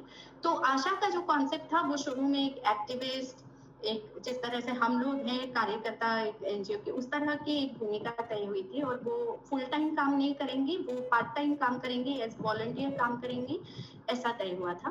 पर धीरे धीरे आशा की भूमिका बहुत बदल गई है पिछले कुछ सालों में, और आशा के ऊपर बहुत ज्यादा जिम्मेदारियां और बहुत सारा काम लाद दिया गया है। तो अब बहुत सारे राज्यों की आशाएं और राजस्थान की भी आशाएं अब कह रही हैं कि भाई अब आपने क्योंकि हमारा काम इतना बढ़ा दिया है, तो अब आप हमको एक परमानेंट एम्प्लॉय की तरह मानिए और हमें सैलरी दीजिए। पर सरकार उनकी बात को मान नहीं रही। खैर उस पर नहीं जाते, पर आशा जो है वो प्रति 1000 की जनसंख्या पर एक आशा होनी ही होनी चाहिए। ऐसा सरकार का क्राइटेरिया है कि प्रत्येक 1000 की जनसंख्या पर एक आशा। अगर 1000 से ज्यादा जनसंख्या है तो किसी गांव में एक से ज्यादा आशा भी हो सकती है। आप भी ऐसे कुछ गांव जानते हो जहां पर कि एक से ज्यादा आशा है, क्योंकि वहां की जनसंख्या ज्यादा है। इनकी जो मेन भूमिकाएं हैं, कुछ आंगनवाड़ी कार्यकर्ता से मिलती जुलती भूमिका है। जैसे गर्भवती महिलाओं का पंजीकरण करवाना, ये आशा का भी काम है। ये सुनिश्चित करना कि जल्द से जल्द 12 हफ्ते के अंदर गर्भवती महिलाओं का पंजीकरण हो। उसके अलावा MCHND या VHND जिसके हमने बात की थी, उसमें भी सारी महिलाएं, सारे बच्चे टीकाकरण और ANC के लिए आंगनबाड़ी में आए उस दिन, ये सुनिश्चित करना भी आशा का काम है। अब आप थोड़ा सा इसको क्लियर हो जाए कि आंगनवाड़ी कार्यकर्ता और आशा जो है वो स्वास्थ्य सेवाएं देती नहीं है। जैसे आशा या आंगनवाड़ी कार्यकर्ता किसी को इंजेक्शन नहीं लगा सकती है, वो उसके लिए ट्रेंड नहीं है ना? या गंभीर बीमारियों के लिए दवाएं नहीं दे सकती है, वो मलेरिया की जांच कर नहीं सकती है, क्योंकि बेसिकली ये उनकी जिम्मेदारियां है नहीं। वो कोई स्वास्थ्य सेवा प्रदाता नहीं है, स्वास्थ्य सेवाएं देना उनका काम नहीं है। उनका काम है लोगों को मोटिवेट करना, लोगों को प्रेरित करना और लोग स्वास्थ्य के प्रति जागरूक हो, ये सुनिश्चित करना। स्वास्थ्य सेवाएं देने का जो काम करती है वो मुख्य रूप से ANM करती है, नर्स बहन जी करती है। ठीक है, तो जब VHND MCHND जब गांव में होता है तो आशा और आंगनवाड़ी कार्यकर्ता की भूमिका है कि बच्चों महिलाओं को मोबिलाइज करें, आंगनवाड़ी केंद्र तक लेके आए, जिससे कि ANM उनको सेवाएं प्रदान कर सके। दूसरा आशा बहन का काम ये भी है कि होम बेस्ड नियोनेटल केयर जिसको हम कहते हैं HBNC, तो कोई किसी बच्चे का जन्म हुआ तो उसका जो पोस्ट नेटल केयर है, उस घर पर जाकर विजिट करना, देखना कि बच्चे की स्वास्थ्य की हालत ठीक है कि नहीं, जो माँ है वो स्वस्थ है कि नहीं, तो होम बेस्ड नियोनेटल केयर वो प्रोवाइड करती है। उसके अलावा जो महिलाएं हैं सॉरी गर्भवती महिलाओं को महिलाओं को, नॉट गर्भवती महिलाओं को, तो महिलाओं को गर्भ निरोध के साधनों के बारे में बताना। और वो साधन, कुछ साधन वो दे भी सकते हैं, जैसे कॉन्डोम्स वगैरह जो है वो प्रोवाइड भी करा सकती हैं, या मालाडी की गोलियां भी वो दे सकते हैं। पर इसके अलावा जैसे अगर किसी महिला को नसबंदी की जरूरत है, या उनको कॉपटी लगवाना है, IUCD जिसको हम कहते हैं वो लगवाना है, तो ऐसे में आशा उनका सहयोग करे, उनको उपयुक्त स्वास्थ्य केंद्र तक ले जाए जहां से वो उन सेवाओं को प्राप्त कर सके। और साथ ही साथ महिलाओं को अवगत कराएं कि क्या अलग अलग साधन है गर्भ निरोध के, स्थायी साधन कौन से हैं, अस्थायी साधन कौन से हैं, इन सारी चीजों के बारे में बताएं। बच्चों के बीच अंतराल रखना क्यों जरूरी है, इन सारी चीजों के बारे में महिलाओं को जागरूक करें। इसके साथ साथ जो बीमारियां हैं वो नहीं हो, है ना, लोग साफ सफाई का ध्यान रखें, प्रजनन शिशु स्वास्थ्य से संबंधित जो भ्रांतियां हैं, जो ऐसी प्रथाएं हैं जिनके कारण माँ और बच्चा का स्वास्थ्य प्रभावित हो सकता है, उनको लेकर लोगों में जागरूकता लाएं, समझ पैदा करें, ये उनका काम है। साथ ही ग्राम स्वास्थ्य समिति जो BHSNC है उसमें इनकी बहुत अहम भूमिका है। तो आशा जो होती है वो ग्राम स्वास्थ्य पोषण समिति की संयोजक होती है, कन्वीनर होती है।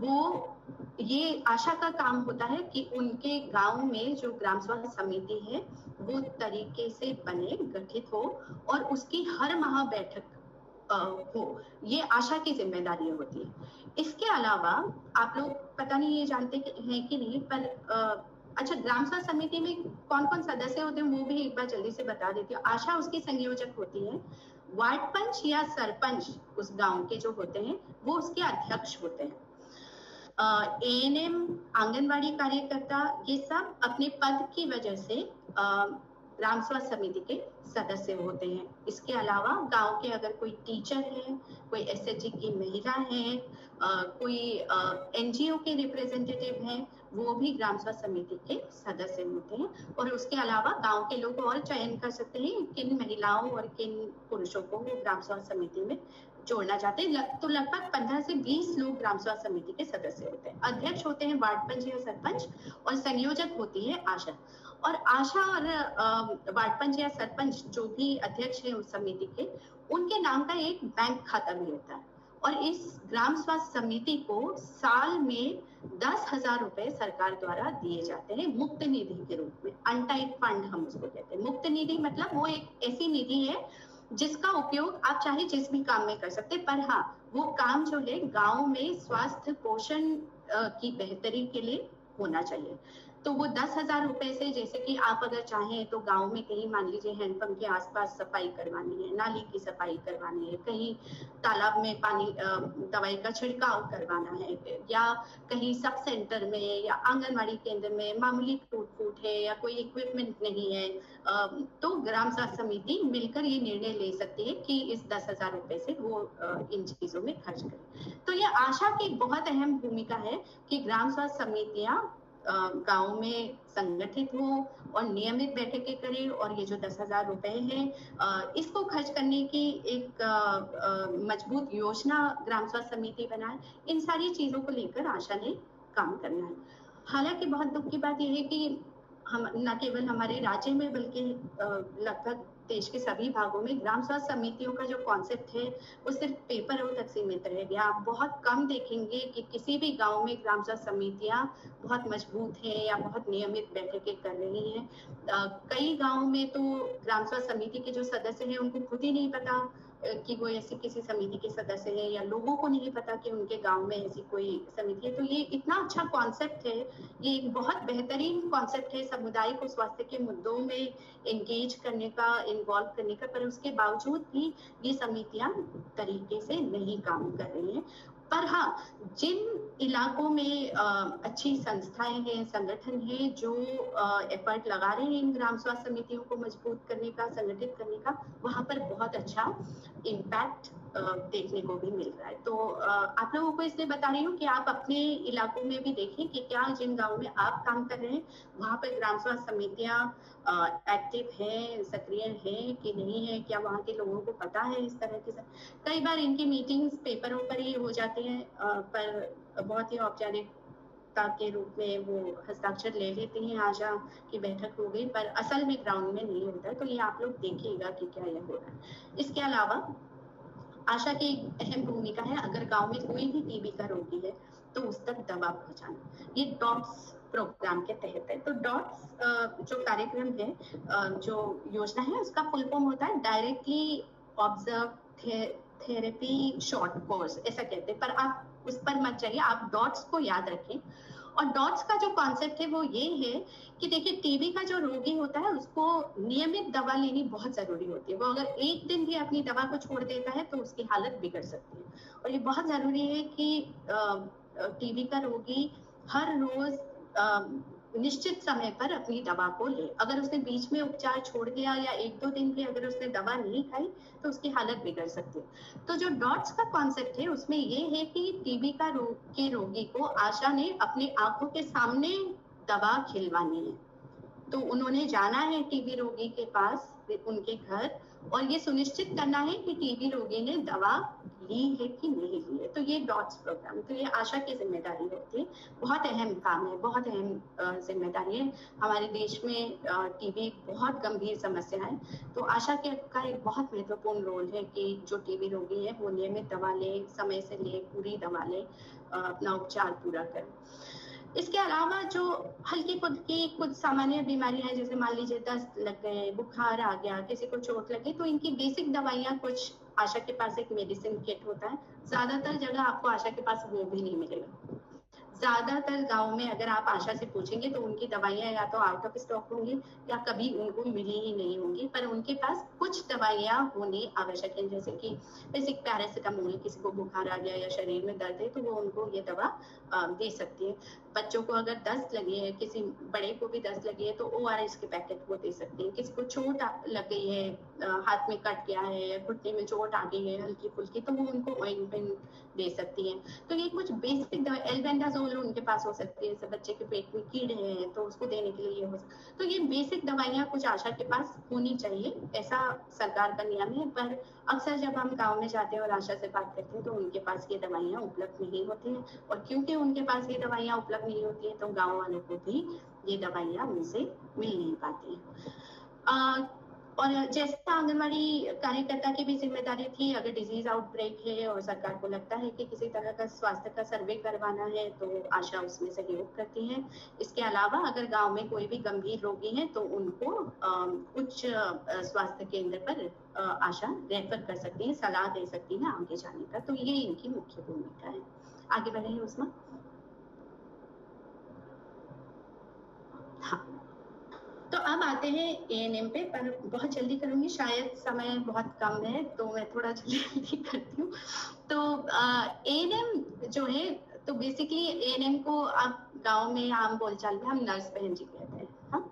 और इसका फुल फॉर्म होता है auxiliary nurse midwife, ANM, auxiliary nurse midwife. उसको आप मत जानिए, पर इतना समझ लीजिए, मतलब समझ लीजिए कि ये नर्स है और ये मिडवाइफ भी है। मिडवाइफ मतलब ऐसी महिला, ऐसा व्यक्ति जो कि प्रसव में, बच्चे के जन्म में सहायता करे, हाँ? तो ये मिडवाइफ भी होती है। इनकी जिम्मेदारी ये भी होती है कि बच्चे के जन्म में ये सहायता करें कि प्रसव अच्छे से हो जाए। पर हर ANM उसके लिए ट्रेन हो ये भी जरूरी नहीं है। अधिकतर सामान्य प्रसव की थोड़ी बहुत ट्रेनिंग सभी ANMs को होती है, पर इसके अलावा इनका एक और गहरा प्रशिक्षण होता है। तो कुछ ANM ही ऐसी होंगी जो कि प्रसव को असिस्ट कर पाएंगे, पर अदरवाइज इनके नाम में मिडवाइफ लिखा हुआ है। मिडवाइफ मतलब ऐसा व्यक्ति जो कि बच्चे के जन्म या प्रसव में सहयोग करे। तो ANM का मुख्य जो काम होता है, जैसा मैंने बताया कि आशा आंगनवाड़ी कार्यकर्ता जो है वो जांच नहीं कर सकती, या वो ट्रीटमेंट नहीं दे सकती, बहुत बेसिक सा दवाइयाँ ही दे सकती हैं। पर जो एएनएम है उनको प्रशिक्षण मिला होता है काफी सारी बीमारियों के इलाज का, काफी सारी दवाइयाँ वो दे सकती हैं, बहुत सारी जांचें वो कर सकती हैं। और एएनएम काम करती है उप स्वास्थ्य केंद्र से, या अब तो हम हेल्थ एंड वेलनेस सेंटर्स उनको कहते हैं। तो उप स्वास्थ्य केंद्र या हेल्थ एंड वेलनेस सेंटर पर एएनएम बैठते हैं। हर गांव में एएनएम नहीं होते, जैसे आशा और आंगनवाड़ी कार्यकर्ता हर गांव में आपको मिल जाएगी, पर एएनएम हर गांव में नहीं मिलेगी। तो उप स्वास्थ्य केंद्र जो होता है वो 5000 की जनसंख्या पर एक होता है। तो उस हिसाब से आप देख लीजिए कि एक एएनएम के अंडर 3 गांव भी हो सकते हैं, एक ही गांव भी हो सकता है, 4 गांव भी हो सकते हैं, डिपेंड करता है कि कितनी जनसंख्या है उन गांव की। तो एक एएनएम लगभग 2, 3 या 4 गांव का काम वो देखती है, और उस काम में आशा और आंगनवाड़ी कार्यकर्ता जो उन गांव की होती है वो उनकी सहायता करती है। तो एएनएम बैठती तो उप स्वास्थ्य केंद्र पे है, पर ये आउटरीच सर्विसेज देती है। आउटरीच सर्विसेज मतलब ऐसी स्वास्थ्य सेवाएं जो कि गांव में जाकर लोगों को दी जाए, लोगों को अस्पताल ना आना पड़े। जो स्वास्थ्य कार्यकर्ता है वो गांव में जाएगी और वहां स्वास्थ्य सेवाएं देगी। तो जैसे हमने चर्चा की थी एनसीएचएन डे के बारे में, टीकाकरण दिवस के बारे में, तो वो तमाम सेवाएं एएनएम द्वारा टीकाकरण दिवस या एनसीएचएन डे पर हर गांव में दी जाती है। तो अगर एक एएनएम के पास 3 गांव है मान लीजिए, तो उनका हर महीने का दिन निश्चित होता है कि कौन से गांव में वो किस दिन जाएंगी टीकाकरण दिवस के लिए। वो यूजुअली किसी गांव में हो सकता है कि महीने का पहला गुरुवार हो, पहला शुक्रवार हो या दूसरा मंगलवार हो, तो वो गांव में अलग अलग दिन निश्चित हो सकते हैं और एएनएम उस हिसाब से उस गांव में जाती है। और आंगनवाड़ी केंद्र में टीकाकरण की सेवाएं, बच्चों का टीकाकरण करना, गर्भवती महिलाओं का टीकाकरण, टीटी शॉट्स जो उनको देने हैं, टिटनेस टॉक्साइड्स वो देना, गर्भवती महिलाओं के खून की जांच, पेशाब की जांच, उनका वजन, उदर की जांच, ये तमाम चीजें करना। इसके अलावा भी अगर और कोई रोगी है जिसको किसी प्रकार की स्वास्थ्य समस्या है, तो वो भी आके वहां पर उनसे सेवाएं ले सकता है। तो ये आउटरीच सर्विसेज एएनएम देती है। इसके अलावा उप स्वास्थ्य केंद्र से दी जाने वाली तमाम सेवाएं एएनएम द्वारा दी जाती है। एक उप स्वास्थ्य केंद्र पे यूजुअली जो नॉर्म्स हैं, जो नियम है, उस अनुसार एक उप स्वास्थ्य केंद्र पर 2 एएनएम्स होने चाहिए। पर आप ज्यादातर देखेंगे हमारे गांव में जो उप स्वास्थ्य केंद्र है वहां पे एक ही एएनएम आपको ज्यादातर मिलेगी, 2 एएनएम बहुत कम जगह पर मिलती है। पर अब जो उप स्वास्थ्य केंद्र हेल्थ एंड वेलनेस सेंटर्स में कन्वर्ट हो रहे हैं, वहां पे एक और पद आ गया है, सीएचओ उसको हम कहते हैं, कम्युनिटी हेल्थ ऑफिसर कहते हैं। तो वो भी वहां पर काम करते हैं। सॉरी मेरा फोन बज रहा है, सॉरी। तो ओके तो एक तो एएनएम अस्पताल में तो सेवाएं देगी ही, पर उसके अलावा आउटरीच सर्विसेज देगी एनसीएचएन डे के दिन, जैसा मैंने आपको बताया। तो एएनएम की जो ट्रेनिंग होती है वो बहुत सारी चीजों, वो मलेरिया की जांच कर सकती है, उनको सर्वाइकल कैंसर या ब्रेस्ट कैंसर इनकी जांच करने की भी ट्रेनिंग मिली होती है। वो डायबिटीज की जांच कर सकती हैं, वो ब्लड प्रेशर ले सकती हैं, तो मलेरिया की जांच कर सकती हैं, खून की जांच कर सकती हैं। तो ये सारी चीजों के ऊपर जो एएनएम है वो ट्रेंड होती है।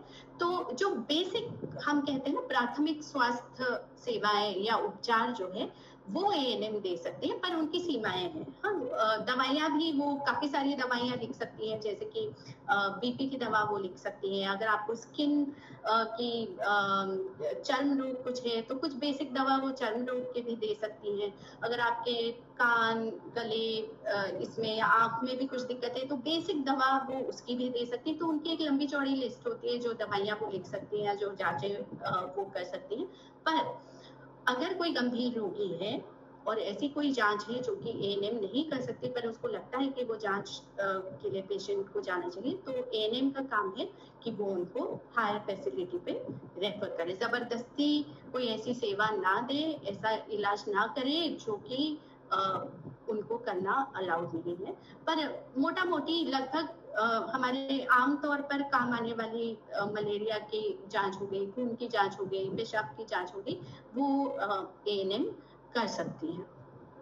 तो मोटा मोटा ये उनका रोल है। पर हाँ, ग्राम स्वास्थ्य समिति में जैसा मैंने कहा वो भी सदस्य हैं और उनकी जिम्मेदारी होती है कि हर ग्राम स्वास्थ्य समिति की बैठक में वो जाएं। यूजुअली आप देखेंगे कि हमारे यहाँ जिस दिन टीकाकरण दिवस होता है उसी दिन उस गांव में ग्राम स्वास्थ्य समिति की बैठक भी वो कर लेते हैं, क्योंकि वो एक ऐसा दिन होता है जिस दिन एएनएम गांव में आई होती है। तो वो कोशिश करते हैं कि एएनएम आई है तो उसी दिन आशा आंगनवाड़ी कार्यकर्ता सभी वहाँ आंगनवाड़ी केंद्र में होते हैं, तो उसी दिन वो बैठक कर लें। पर अभी एएनएम का एक अहम रोल गैर संक्रामक जो बीमारियां हैं, असंक्रामक बीमारियां जो कि एक से दूसरे को नहीं फैलती हैं, नॉन कम्युनिकेबल डिजीजेस जिनको हम कहते हैं, जैसे डायबिटीज हो गई, हार्ट प्रॉब्लम हो गए, कैंसर हो गया, इन सब में इनकी भूमिका बढ़ाई जा रही है। सरकार ने इसके लिए प्रॉपर गाइडलाइंस निकाली है और क्योंकि अब ऐसा देखने में आ रहा है कि ये बीमारियां पहले तो गांव में नहीं थी इतनी, पर अब धीरे धीरे गांव में भी ये बीमारियां बढ़ रही हैं। थायराइड की बीमारी हो गई है, इस तरह की। तो अब एएनएम्स की एक अहम भूमिका ये भी हो गई है कि 30 वर्ष से ऊपर की जो भी जनसंख्या है उनका शुगर, ब्लड प्रेशर, ये चीजें उन्होंने नियमित जांच करनी है। तो ऐसे आदेश हैं, पर ये बहुत ज्यादा हो नहीं रहा। आप अगर जाएंगे तो आप देखेंगे कि बहुत तरीके से हो नहीं रहा है जितने तरीके से होना चाहिए। हालांकि एएनएम ने बीच में, एएनएम और आशा बहन ने भी मिलकर घर घर जाकर भी सर्वे किए थे, ये जानने की कोशिश की थी कि कोई डायबिटीज का रोगी है क्या, कोई हृदय रोग का रोगी है क्या, किसी को कोई और ऐसी असंक्रामक बीमारी है, तो उसका पूरा सर्वे किया। तो अब धीरे धीरे प्राथमिक स्वास्थ्य स्तर पर असंक्रामक जो रोग है उनको प्राथमिकता दी जा रही है। आगे बढ़े इसमें। तो बेसिकली इसके ऊपर मैंने पहले भी, सॉरी बीच में एक ब्लैंक स्लेट भी है। तो ये जो दो गतिविधियां हैं, एक तो एनसीएचएन डे और दूसरा बीएचएसएनसी यानी ग्राम स्वास्थ्य समिति की जो बैठक, ये तो बहुत महत्वपूर्ण गतिविधियां हैं ग्राम स्तर की। और ये ऐसी गतिविधियां हैं जिसमें कि तीनों आंगनवाड़ी कार्यकर्ता, आशा बहन और एएनएम, तीनों की भूमिका बहुत महत्वपूर्ण है और तीनों का समन्वय होना बहुत आवश्यक है। तो मेरा आप सबसे एक तो ये रिक्वेस्ट है कि प्लीज अपने अपने गांव में देखिए ये जो दो गतिविधियां हैं ये तरीके से हो रही हैं कि नहीं। क्या हर माह जो एमसीएचएन डे है, टीकाकरण दिवस है, वो तरीके से आयोजित हो रहा है आपके गांव में? क्या महिलाएं, बच्चे वहां जा रहे हैं जितनों को जाना चाहिए? क्या सभी जा रहे हैं? क्या सभी को सेवाएं मिल रही हैं? ये आप देखिए। और दूसरा, ग्राम स्वास्थ्य समिति जो है वो आपके गांव में सक्रिय है कि नहीं, उनकी बैठकें हो रही है कि नहीं, क्या वो अनटाइड फंड का कुछ इस्तेमाल कर रहे हैं या नहीं कर रहे। हालांकि अगर ग्राम स्वास्थ्य समिति सक्रिय नहीं होगी तो अनटाइड फंड भी उनको नहीं आ रहा होगा, तो ये आपको देखना पड़ेगा। पर आप कोशिश कर सकते हैं, अगर सक्रिय नहीं है तो आपके गांव की ग्राम स्वास्थ्य समिति को आप सक्रिय करें। आगे बढ़े। हाँ, तो मुझे लगता है जो हमारी भूमिका, बस लास्ट 2 स्लाइड्स है, हमारी जो भूमिकाएं हैं वो दो तो अहम भूमिका है। एक तो जो हमारे फ्रंटलाइन हेल्थ वर्कर्स हैं, हम उनका किस तरह से सहयोग कर सकते हैं उनके काम में, क्योंकि बहुत मुश्किल होता है महिलाओं को, बच्चों को एमसीएचएन डे के लिए टीकाकरण दिवस में लाने के लिए। बहुत सारी महिलाएं बहुत डरती हैं टीकाकरण से, उनको लगता है उनका बच्चा बीमार हो जाएगा, उसको बुखार आ जाएगा, तो वो करवाती नहीं है। अपनी गर्भावस्था के समय जांच करवाने में महिलाएं बहुत नेग्लिजेंस कर लेती है, नहीं आएंगी, उनको 4 जांचें करनी है, पर उनको लगेगा कि क्यों करवानी है। तो उस तरह के जो हमारे स्वास्थ्य कार्यकर्ता हैं वो कई सारी चुनौतियों से जूझते हैं और बहुत बार कोशिश करने के बाद भी कई बार समुदाय सदस्यों को वो कन्विंस नहीं कर पाते हैं कि वो सेवाएं लेने के लिए आए। तो क्या हम उनका सहयोग कर सकते हैं इस चीज में? क्या हम उनकी पहुंच बढ़ाने में, आम लोगों तक पहुंच बढ़ाने में क्या हम उनका सहयोग कर सकते हैं? क्या जानकारी समुदाय में पहुंचाने में हम उनका सहयोग कर सकते हैं? तो एक तो हम ये देखिए। दूसरी हमारी भूमिका हो सकती है कि उनके काम की हम निगरानी करें। उनके काम बहुत चुनौतीपूर्ण है, वो है। पर कई बार कई जगह आप देखेंगे कि आंगनबाड़ी केंद्र का जो संचालन जिस प्रकार से होना चाहिए वो नहीं हो रहा है, या आशा को जिस तरह से अपनी भूमिका निभानी चाहिए वो नहीं निभा रही है, और इस वजह से स्वास्थ्य सेवाएं या जो भी सुविधाएं लोगों को गांव में मिलनी चाहिए वो निरंतर नहीं मिल रही है, या गुणवत्ता का अभाव है। हाँ, तो थोड़ा सा हम ये चीजों पर नजर रख सकते हैं कि क्या आंगनबाड़ी केंद्र प्रॉपरली संचालित है, क्या BHND या MCHND के दिन जो सुविधाएं मिलनी चाहिए वो तरीके से मिल रही है, वहाँ पर व्यवस्था प्रॉपर है क्या, इन सारी चीजों पर हम नजर रख सकते हैं। और अगर हमें कमियां मिलती हैं इन चीजों में, तो हम स्वास्थ्य कार्यकर्ताओं के साथ मिलकर, समुदाय सदस्यों के साथ मिलकर हम योजना बना सकते हैं कि उन कमियों को दूर करने के लिए हम क्या करें। तो ये एक हमारी भूमिका हो सकती है। और चौथा, जैसे मैंने कहा कि ग्राम स्वास्थ्य समितियों को आप अपने गांव में अगर सक्रिय कर सके तो ये बहुत बहुत कारगर काम होगा, क्योंकि अगर समुदाय के लोग अपने स्वास्थ्य के प्रति जागरूक हों और अपने ग्राम की स्वास्थ्य योजना खुद बनाएं, खुद तय करें कि हमारे गांव में क्या काम होना है, क्या किस तरह से चीजें होनी है, क्या दिक्कतें हैं, उन दिक्कतों को हम कैसे सुलझाएं। अगर गांव के लोग खुद वो करते हैं तो उससे बेहतर कुछ भी नहीं है। क्योंकि अभी जिस तरह से गांव में सेवाएं मिल रही है या जो योजनाएं बन रही है वो ऊपर बैठे अधिकारी बना रहे, कोई ब्लॉक स्तर पे बैठा हुआ, तो कोई जिला स्तर पे बैठा हुआ, तो कोई राज्य या कोई केंद्र स्तर पर बैठ के तय कर रहे हैं कि गांव में क्या होना चाहिए, और लोगों से तो कोई पूछ ही नहीं रहे। और यही एक बहुत बड़ी वजह भी है कि हमारी बहुत सारी योजनाएं और बहुत सारी नीतियां जो पेपरों में बहुत अच्छी दिखती हैं वो गांव स्तर पर जाकर एकदम फेल हो जाती है, क्योंकि उनमें लोगों की भागीदारी नहीं है, उनको तैयार करने में भी नहीं है और उनको इम्प्लीमेंट करने में भी नहीं है।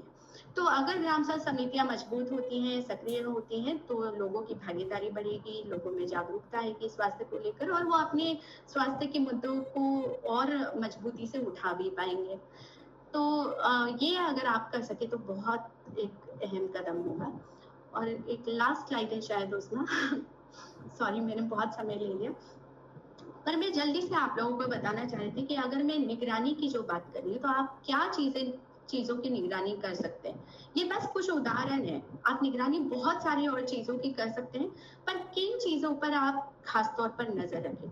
आप बहुत सिंपल सी चीजें आप ये देख सकते हैं कि क्या आपकी आंगनबाड़ी समय से खुल रही है, क्या वहां से पोषाहार जो है वो नियमित मिल रहा है। नियमित मतलब रोज और जितनी क्वांटिटी में, जितनी माप में वो मिलना चाहिए उतना मिल रहा है कि नहीं मिल रहा है, और साथ ही उसकी गुणवत्ता क्या है। आप इन चीजों को देख सकते हैं। ये देखना बहुत आसान है, बस आप किसी भी दिन आंगनबाड़ी जाएं और चेक कर लें कि वहां से गर्म भोजन कैसा मिल रहा है, या जो पैकेट्स दिए जा रहे हैं गर्भवती धात्री महिलाओं या छोटे बच्चों को उसमें क्या है। कुछ महिलाओं से आप बात कर सकते हैं और उनसे पूछ सकते हैं कि भाई आपको हर महीने मिल रहा है, नहीं मिल रहा है, तो इसकी आप निगरानी बहुत आसानी से कर सकते हैं। उसी तरह MCHND जो है, टीकाकरण दिवस जो है, वो आपके गांव में हर माह आयोजित हो रहा है कि नहीं। अगर नहीं हो रहा है हर माह में तो ये दिक्कत की बात है।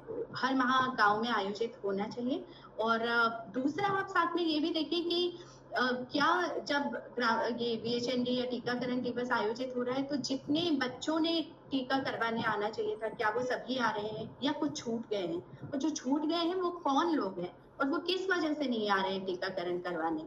उसी तरह क्या कुछ गर्भवती महिलाएं जिन्होंने प्रसव पूर्व जांच AMC के लिए आना था, क्या कुछ महिलाएं नहीं आई हैं, तो वो क्यों नहीं आ रही हैं, क्या कारण है, उसको थोड़ा सा जानने की, समझने की आप कोशिश करें। उसी तरह गर्भावस्था का पंजीकरण जो है, गर्भ का पंजीकरण क्या आंगनबाड़ी में 12 हफ्ते के अंदर हो रहा है। अगर डिलेड हो रहा है, अगर ज्यादातर गर्भ का पंजीकरण आंगनबाड़ियों में बहुत लेट हो रहा है तो ये एक गंभीर विषय है और हमें हमारे गांव में इस पर एक चर्चा करनी होगी, बात करनी होगी कि इस चीज से को हम कैसे निपटें कि महिलाएं जल्दी अपने गर्भ का पंजीकरण कराएं। उसी तरह आप देख सकते हैं कि PMMVY, IGMVY या जननी सुरक्षा योजना, क्या इन योजनाओं का लाभ सभी पात्र महिलाओं को मिल रहा है, नहीं मिल रहा है? क्या कुछ महिलाएं छूट रही हैं, और अगर छूट रही हैं तो क्यों छूट रही है, और हम उनको कैसे इन योजनाओं से जोड़ें? क्या 4 ANC सारी गर्भवती महिलाओं की हो रही है, ये आप देख सकते हैं। क्या आपके गांव में कुपोषित या अति कुपोषित और अगर कुपोषित अति कुपोषित बच्चे हैं तो क्या वो उपचार से जुड़े हुए हैं या नहीं जुड़े हुए हैं, ये आप जरूर देखें। क्या सारे 2 साल तक के बच्चों का पूर्ण टीकाकरण हो पा रहा है आपके गांव में, आप ये देख सकते हैं। क्या उप स्वास्थ्य केंद्र से जो सेवाएं, जो दवाइयां, जो जांचें मिलनी चाहिए, क्या वो सभी उपलब्ध है, या कुछ ऐसी जांचें हैं जो नहीं हो पा रही है, या कुछ दवाइयां हैं जिनकी सप्लाई नहीं है, नहीं मिल पा रही है लोगों को कुछ बेसिक दवाइयां। आप ये भी देखें कि उप स्वास्थ्य केंद्र रोज खुल रहा है कि नहीं खुल रहा है, ANM रोज खोल रही है कि नहीं खोल रही है। ग्राम स्वास्थ्य समितियों पर हमने बात कर ही ली कि क्या उनकी बैठकें नियमित हो रही है, क्या वो मुफ्त निधि का उपयोग कर पा रहे हैं। उसी तरह ये बहुत एक और ये जो लास्ट पॉइंट ये एक लास्ट पॉइंट है, पर मुझे लगता है इस पर आप सबको थोड़ी सी समझ भी होनी चाहिए। हमारे देश में ज्यादातर जो बच्चे पैदा होते हैं वो अंडरवेट पैदा होते हैं, यानी ऐसे बच्चे जिनका जन्म के समय उनका जो वजन है वो 2.5 किलो से कम है। अगर कोई भी बच्चा हमारे गांव का जन्म के समय उसका वजन 2.5 किलो से कम है तो ये चिंता का विषय है। 2.5 किलो से कम का वजन अंडरवेट माना जाता है, यानी कि वो वजन कम माना जाता है, और ऐसे बच्चे आगे जाकर भी कमजोर हो सकते हैं। उनका शारीरिक विकास भी कमजोर हो सकता है, उनका मानसिक विकास भी कमजोर हो सकता है।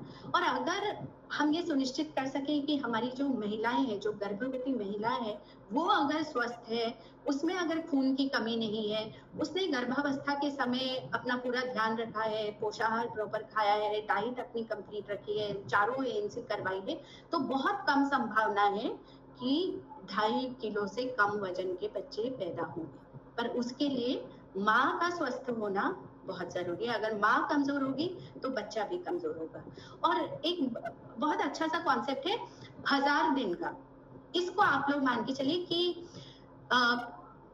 एक बच्चे के जो पहले 1000 दिन होते हैं वो सबसे जरूरी होते हैं, और वो 1000 दिन पता है हम कब से काउंट करते हैं? उसके जन्म के बाद से नहीं, जब से वो गर्भ में आया। तो 309 महीने जो है, जो कि लगभग 280 दिन हुए, 9 महीने तो गर्भ के, 280 दिन वो, और उसके बाद के 2 साल, उसके जन्म के बाद के 2 साल, तो ये कुल मिला के कुछ 1000 या 110 दिन होते। तो ये 1000 दिन जो होते हैं, इसमें अगर बच्चे को पूरा पोषण मिल गया, उसकी माँ ने अपना पूरा ध्यान रखा, बच्चे को जन्म के तुरंत बाद 6 महीने स्तनपान कराया, और उसके बाद उसको प्रॉपर डाइट, पोषाहार उसको मिला, तो उस बच्चे का शारीरिक विकास भी अच्छा होगा और मानसिक विकास भी अच्छा होगा। किंतु अगर इन 1000 दिन में, 1000 दिन मतलब गर्भ धारण से लेके बच्चे के जन्म के 2 साल तक, 2 साल तक के, अगर इस बीच बच्चे को प्रॉपर डाइट नहीं मिली, खाने को पर्याप्त भोजन नहीं मिला, अच्छा भोजन नहीं मिला, पोषण आवश्यकताएं उसकी जो है वो पूरी नहीं हुई, तो ऐसे में वो बच्चा शारीरिक रूप से भी कमजोर रहेगा, उसकी हाइट ज्यादा नहीं बढ़ेगी, वो दुबला पतला होगा, बीमार पड़ता रहेगा, क्योंकि वो कमजोर है तो वो कुपोषण का भी शिकार हो सकता है, जल्दी जल्दी उसको बीमारियां लग सकती हैं, और साथ ही साथ उसका मानसिक विकास भी बहुत कम होगा। तो हम देखते हैं कि अक्सर जो बच्चे बहुत कमजोर पैदा होते हैं, वो बुद्धि में भी पीछे रह जाते हैं दूसरे बच्चों की तुलना में।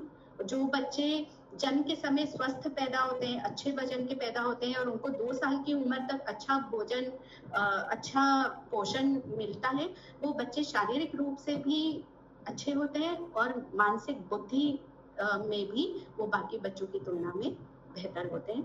तो हमको ये देखना चाहिए कि क्या हमारे गांव में ऐसे बच्चे हैं जो 2.5 किलो से कम वजन के पैदा हो रहे हैं, और अगर हो रहे हैं तो इसके ऊपर हम गांव में चर्चा करें लोगों से, और हम कोशिश करें कि भाई क्या वजह है कि हमारे गांव के बच्चे इतने कम वजन के पैदा हो रहे हैं, तो उस पर। और दूसरा ये तो है ही कि अगर कोई मातृ मृत्यु हो रही है, कोई शिशु मृत्यु हो रही है आपके गांव में, तो वो एक खतरे की घंटी है।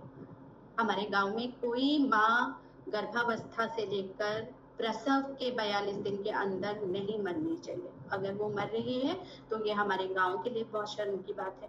हाँ, इसका मतलब है कि हम उस तक जो स्वास्थ्य सेवाएं पहुंचनी चाहिए थी, जो पोषण सेवाएं उस तक पहुंचनी चाहिए थी, वो हम उसको नहीं दिला पाए। तो ये हमारे लिए भी शर्म की बात है।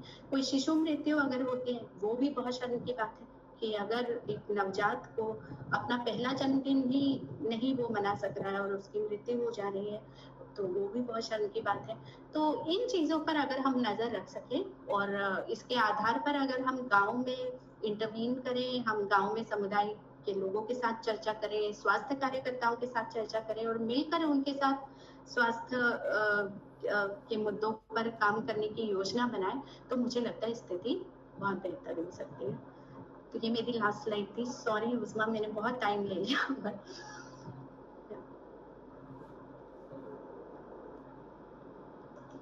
आप लोगों के कुछ भी सवाल हैं तो वो मैं ले सकती हूँ। Thank you so much ma'am. बहुत ही बेहतरीन ये पूरा टॉक था। और आपने एक बहुत ही अच्छी चीज़ मेंशन की थी कि लोगों की कोई सुनता ही नहीं है जब ये नीतियाँ बनती हैं ज़मीनी स्तर पर हेल्थ को लेके। और हमारे बहुत सारे साथी जो आज यहाँ पर जुड़े हुए हैं हमारे साथ, हमने अप्रैल में जब हमारी वर्कशॉप हुई थी तो हमने फील्ड वर्क किया था।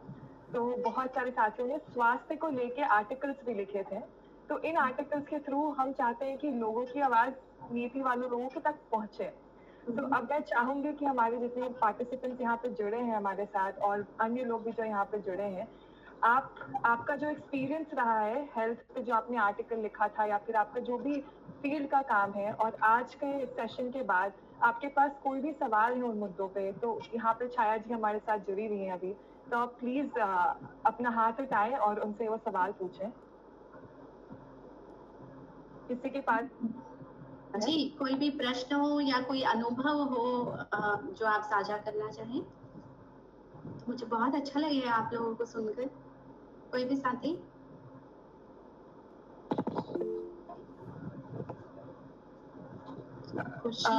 खुशी और घनश्याम जी। घनश्याम जी आप हमें बताना चाहेंगे, उसके बाद हम खुशी पर आएंगे। आप म्यूट पर हो घनश्याम जी।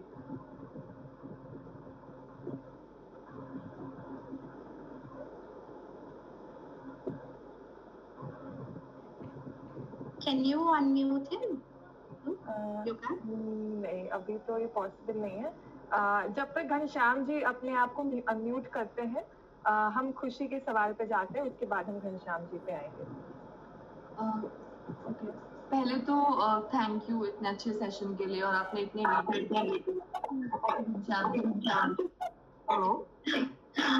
जी खुशी बोले। हाँ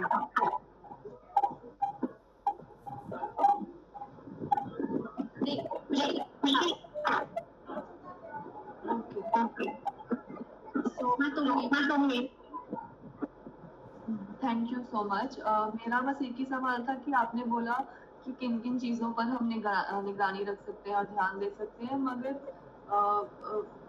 बहुत बार हम देखते हैं कि वो आंगनवाड़ी वर्कर्स हुए या आशा वर्कर्स, वो मे भी उतना इफेक्टिवली परफॉर्म नहीं कर रहे हैं। बट आपके एक्सपीरियंस के अनुसार क्या कॉजेज होते हैं उन चीज़ों के? लाइक ऐसा क्यों है कि वो इतना इफेक्टिवली काम नहीं कर पा रहे हैं? पर्सनल लेवल पे एक बात है कि मोटिवेशन नहीं है या फिर मे बी इनफ सैलरी नहीं है, बट एक इंस्टीट्यूशनल लेवल पे या स्ट्रक्चरल लेवल पे क्या दिक्कतें आती हैं एज अ आंगनवाड़ी वर्कर? इसी से जुड़ा हुआ दूसरा सवाल ये भी है कि ये जो काम कर रहे हैं, स्पेशली जब आप मैटरनिटी पे काम कर रहे हैं और कॉन्ट्रासेप्शन की बात कर रहे हैं, तो ये बहुत टबू इश्यूज हैं, स्पेशली गाँवों में जब आप जाके बात कर रहे हैं, तो बहुत रिस्क है आपकी लाइफ को एज अ ग्राउंड वर्कर। तो क्या उस सिक्योरिटी के बारे में कोई ध्यान रखा जाता है सरकार के द्वारा, या उसकी तरफ कोई स्टेप्स उठाए जाते हैं? सिक्योरिटी ऑफ हेल्थ वर्कर्स की हम बात करें? यस। तो पहली जो बात आपने बिल्कुल सही कहा कि ऐसा नहीं है कि अगर गांव में कुछ काम नहीं हो पा रहा है स्वास्थ्य कार्यकर्ताओं से तो ये उनकी ही गलती हो। कई बार क्योंकि हमारा सिस्टम इतना कमजोर है, हमारी जो स्वास्थ्य प्रणाली है या आंगनवाड़ी सिस्टम ही आप अगर ले लें तो वो इतना कमजोर है कि हम हमारे स्वास्थ्य कार्यकर्ताओं को वो तमाम सुविधाएं दे ही नहीं पाते हैं कि वो बेहतर तरीके से अपना काम पूरा कर सकें। जैसे अभी बहुत 2 दिन पहले ही एक आशा आंगनवाड़ी कार्यकर्ताओं के साथ मैं बैठक कर रही थी और वो कह रही थी कि बहुत सिंपल सी चीज कि ममता कार्ड की सप्लाई नहीं हो रही है हमें। और ममता कार्ड इतना इम्पोर्टेंट है क्योंकि ममता कार्ड में ही गर्भवती महिला का नामांकन किया जाता है, उसकी सारी डिटेल्स लिखी जाती है और उस हिसाब से उसको एक नंबर सरकार द्वारा दिया जाता है जिसके आधार पर वो फिर तमाम योजनाओं से जुड़ती है। अब इसमें ना आशा की गलती है ना आंगनवाड़ी कार्यकर्ता की गलती, बल्कि गलती कहीं और है कि वो जो ममता कार्ड है वो उनको सप्लाई नहीं कर पा रहे। उसी तरह कई बार इक्विपमेंट्स खराब होते हैं और ऐसा कोई प्रावधान नहीं होता कि वो जल्दी से उन इक्विपमेंट्स का रिपेयर हो जाए या रिप्लेसमेंट हो जाए, तो वो बहुत मुश्किल होता है। आप देखेंगे कि आंगनवाड़ी केंद्रों की जो हालत है वो बहुत जर्जर मिलेगी आपको। कई सारी जगहों पे पर्याप्त जगह नहीं है, पानी टपक रहा है, बहुत गर्मी है, कहीं पर पंखे हैं तो कूलर नहीं है। तो इन तमाम इंफ्रास्ट्रक्चरल गैप्स के बीच में हमारी जो स्वास्थ्य कार्यकर्ताएं हैं वो काम करती हैं। हालांकि इसमें भी अभी जैसे ग्राम स्वास्थ्य समितियों को अनटाइड फंड देने का जो प्रावधान है या उप स्वास्थ्य केंद्र को अनटाइड फंड मिलता है जिससे वो अपनी छोटी मोटी काम मरम्मत ये वो कर सकते हैं, पर वो भी कई बार पर्याप्त नहीं होता और कुछ बड़ा काम अगर उनको अपने केंद्र में करवाना हो या कोई महंगा इक्विपमेंट आप उनको अगर अपने केंद्र में लाना हो तो उसके लिए उनको आगे एक प्रक्रिया परमिशन लेने की पूरी चलानी पड़ती है जिसमें कई बार महीनों और कई बार सालों भी लग जाते हैं। तो व्यवस्था की कमी, इंफ्रास्ट्रक्चर की कमी तो है। कई बार बिजली नहीं होती। अब ऐसे कुछ जांचें हो सकती हैं जिसमें कि एएनएम को उन जांचों को करने के लिए बिजली की व्यवस्था चाहिए हो, पानी की सप्लाई नहीं है, पानी की कमी के कारण सेवाएं प्रभावित हो सकती है। तो वो तमाम चुनौतियां तो है ही है। साथ ही लोग उनकी हर बात को आसानी से मान ले वो भी नहीं है। कई बार लोग उनको बहुत रेजिस्ट भी करते हैं, खासतौर पे तब जब वो उनकी भ्रांतियों को तोड़ने की कोशिश करते हैं, उनकी प्रथाओं को चैलेंज करते हैं, तो उनको बहुत बार समुदाय से एक अनुचित व्यवहार का सामना भी करना पड़ता है। तो तमाम तरह की चुनौतियां हैं। तो ये तो बिल्कुल नहीं है जैसा आप कह रही हैं कि हम हर कमी के लिए स्वास्थ्य कार्यकर्ताओं को ये ब्लेम करें। हमें देखना पड़ेगा, समझना पड़ेगा कि कमी किस स्तर पे हो रही है और कहाँ पे हो रही है और उसमें हम कैसे इंटरवीन करें।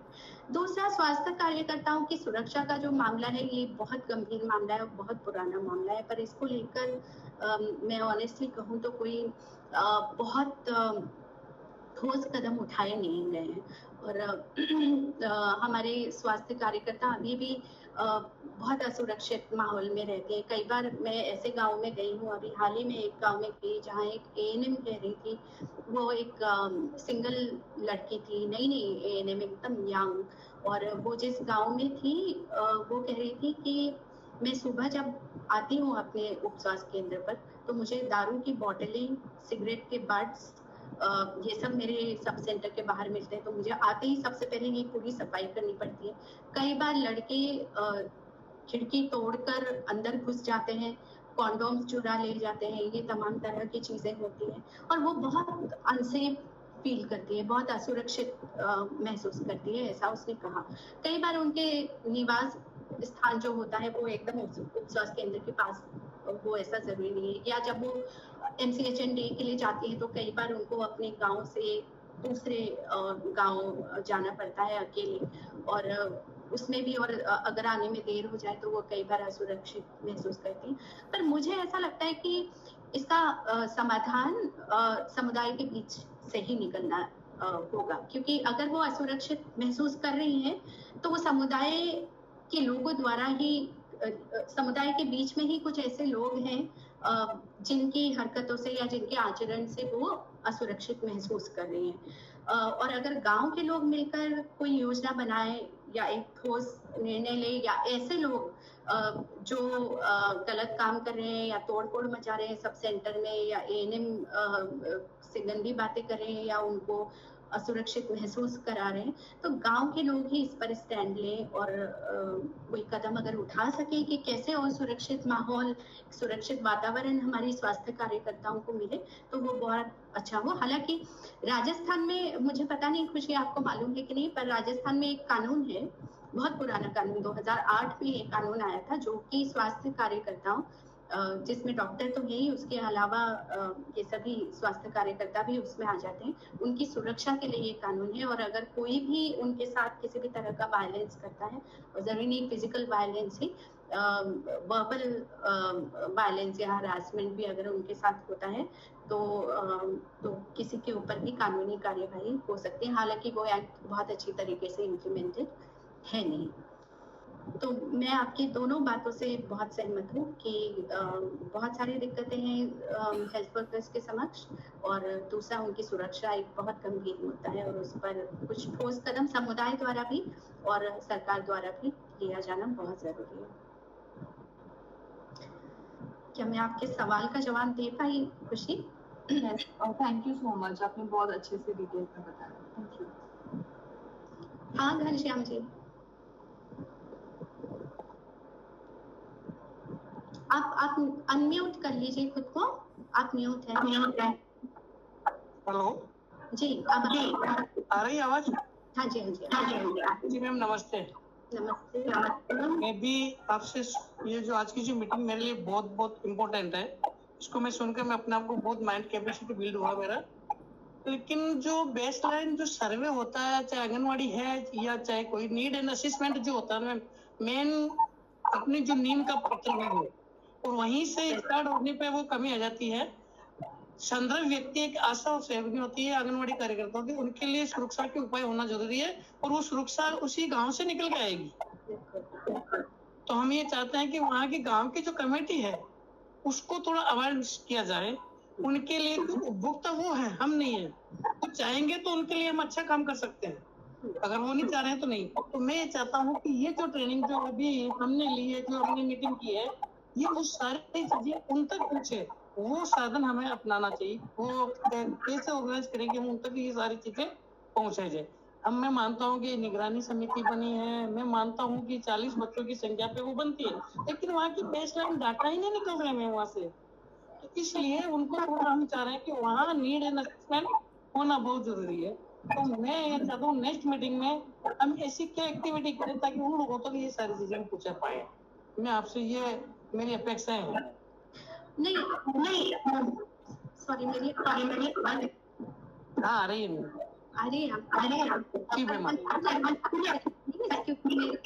को हो रही है। हाँ ठीक है।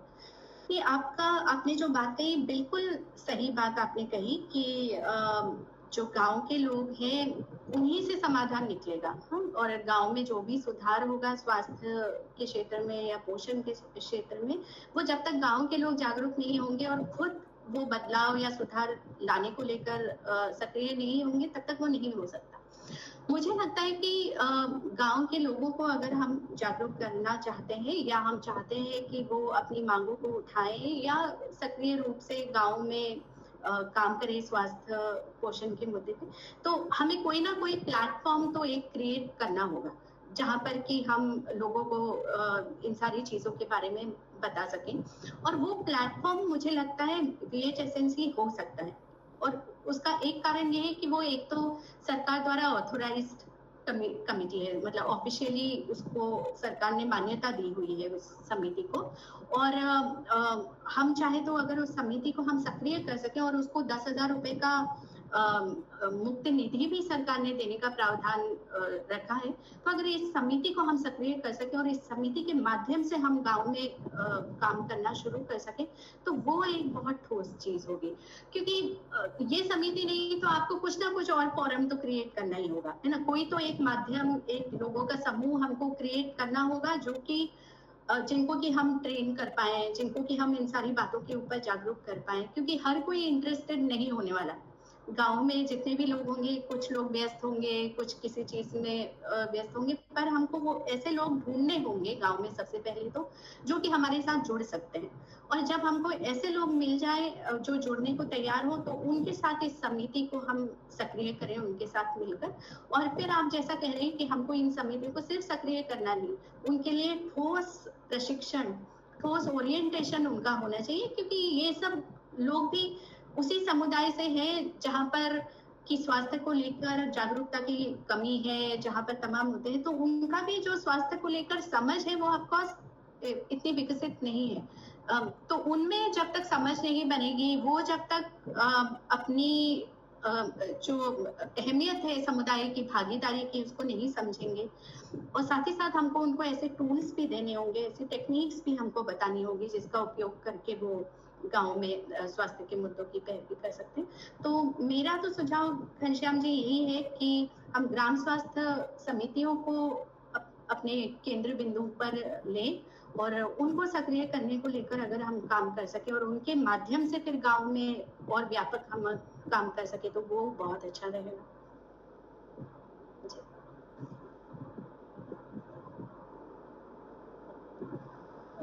जगत जी का एक सवाल था, लेकिन अभी वो मुझे दिख नहीं रहे हैं। आशा जी, क्या आपके पास जगत जी है वहां पर?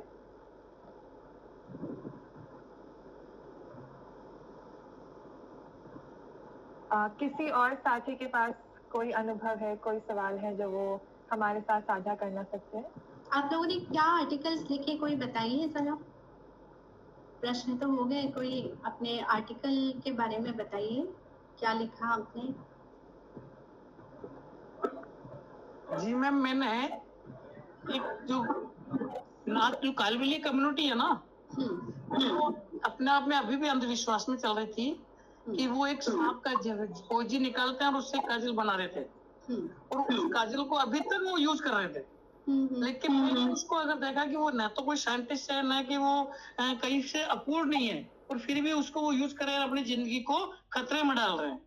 तो उससे मुझे लगा, उस पर मैंने अपना एक आर्टिकल लिखा है, उससे मुझे लगा लोगों को जागरूकता भी मिली है, और मुझे अच्छा लगा कि वो एक मेरा आर्टिकल वहाँ अखबार में निकल के आया है और लोगों तक मैंने वापस पूछा है भी है, और जो मेरे पास में है उसको वहां तक पूछे तो उसके लोग प्रशंसा कर रहे हैं और लोग बता रहे हैं कि ये हकीकत है कि ये पूरी कम्युनिटी जो एक अंधविश्वास में चल रही है, और इस कम्युनिटी को अंधविश्वास से बाहर निकालना बहुत जरूरी है। ये मुझे एक बहुत अच्छा लगा, और लोग संतुष्टि भी है उससे कि हम ये गलत कर रहे हैं, तो ये मुझे एक अच्छा लगा। बहुत बढ़िया। आप भेजिएगा वो आर्टिकल अगर हो सके तो, पढ़ना चाहूंगी मैं आपने क्या लिखा था। हमारे जितने भी साथी यहाँ पर है, हमारे जितने भी साथी यहाँ पर हैं, और इसके अलावा भी जिन्होंने स्वास्थ्य पे लिखा है उसके आसपास, मैं आपको सबके आर्टिकल्स सब अजमेर स्पेसिफिक है। तो मुझे लगता है एक और सुझाव है उस्मा, अगर आने वाले दिनों में कभी आप वापस से स्वास्थ्य के किसी मुद्दे पर अगर रखना चाहे कोई सत्र, तो मुझे लगता है जो राजस्थान में स्वास्थ्य का अधिकार कानून आया है उसके बारे में हम एक चर्चा एक दिन रखनी चाहिए, क्योंकि ये अपने आप में बहुत अहम कानून है और पहला ऐसा कानून है जो किसी भी राज्य में आया है, और उसके बारे में ज्यादा से ज्यादा लोगों को पता होना चाहिए। क्योंकि दिक्कत ये है कि ये कानून आ तो गया पर ये लागू नहीं हो रहा, इसको लागू नहीं किया जा रहा है जानबूझकर, और अभी हमें एक बहुत बड़े कैंपेन की जरूरत है राज्य भर में, जिससे कि हम सरकार के ऊपर दबाव बना पाए कि ये कानून सिर्फ पेपरों तक सीमित ना रह जाए, ये कानून लागू हो, और जिससे कि लोगों को सही में इस कानून का लाभ मिल पाए। तो मुझे लगता है हम जैसे वॉलंटियर्स या ग्रास रूट्स पे जो लोग काम कर रहे हैं, अगर हम इस कानून के बारे में अपनी समझ बना पाएंगे तो हम जिनके साथ काम कर रहे हैं उन लोगों तक भी वो संदेश पहुंचा पाएंगे, और धीरे धीरे हम सरकार के ऊपर एक दबाव बना पाएंगे। क्योंकि जब तक लोगों को पता ही नहीं होगा इस कानून के बारे में और इसमें क्या प्रावधान है और इस कानून के आने से उनको किस तरह से फायदा होगा, तब तक इस कानून को लागू करने की डिमांड नहीं उठेगी, मांग नहीं उठेगी। हाँ, मांग तभी उठेगी जब लोगों को लगेगा कि ये कानून बहुत अहम है, इसके प्रावधान बहुत अहम है और ये कानून लागू होगा तो हमें बहुत फायदा होगा। तो मुझे लगता है अगर आप कभी भी जब भी आप एक और चर्चा करने का सोचें तो आप इसके ऊपर जरूर कीजिएगा, और मैं बहुत खुश होंगी उस चर्चा में आपकी मदद करने। जी बिल्कुल मैम, हमारे आने वाले कॉल्स के लिए हम ये दिमाग में रखेंगे। अगर हमारे किसी और साथी को कुछ और साझा नहीं करना है हमारे साथ, तो मैं रिक्वेस्ट करूंगी मेरे कॉलीग नितेश से कि इस कॉल की क्लोजिंग वो करें। तो सबसे पहले मैं छाया मैम का, छाया परिवार की ओर से बहुत बहुत धन्यवाद करना चाहता हूँ कि आपने जुड़ा और ग्रामीण स्तर पर फ्रंटलाइन वर्कर के क्या रोल है, उनको किस तरह से हम समझ सकते हैं और उनका सहयोग करके अपने समाज का विकास कर सकते हैं, उस पर प्रकाश डाला। उसके लिए मैम बहुत बहुत धन्यवाद। और साथ ही मैं अपने उन प्रतिभागियों का भी धन्यवाद करना चाहता हूँ जो जुड़ के इस मीटिंग को बहुत अच्छा बनाया, और आशा करता हूँ कि आप इस मीटिंग से जुड़ के जो भी आपने सीखा है ग्रामीण स्तर पर उसे लागू करेंगे या अपने कार्य क्षेत्र में जहाँ आप काम कर रहे हैं वहाँ पे उसका उपयोग करेंगे। साथ ही जिस प्रकार हमने पहली वर्कशॉप में चर्चा की थी और सीखा है कि आर्टिकल लेखन किस प्रकार करना चाहिए और किस प्रकार मुद्दों का पहचान कर उसके बारे में हम आर्टिकल लिखेंगे, तो ये खास चर्चा आप ही लोगों के लिए थी कि अपने आसपास स्वास्थ्य प्रणाली को समझना और उससे लोगों को लाभान्वित करना। तो अपने आसपास इससे जुड़ी समस्याएं ही नहीं, हम उसमें क्या अच्छा कर रहे हैं, क्या एक केस स्टडी है, उसके बारे में भी लिख के आप हमारे साथ शेयर कर सकते हैं। तो इसी के साथ हम इस मीटिंग से विदा चाहते हैं और अगली बार फिर से जुड़ेंगे और अंत में फिर से थैंक यू, आप सबका बहुत बहुत शुक्रिया। आपने बहुत अच्छे से आयोजन किया और आप लोगों ने इतना समय दिया मुझे बोलने में। बहुत ज्यादा समय ले चुकी थी पर आप सबने मुझे सुना, उसके लिए बहुत बहुत धन्यवाद। Thank you ma'am, thank you so much. Bye. सभी साथियों को थैंक यू, धन्यवाद। Thank you so much. Thank you so much. Thank you.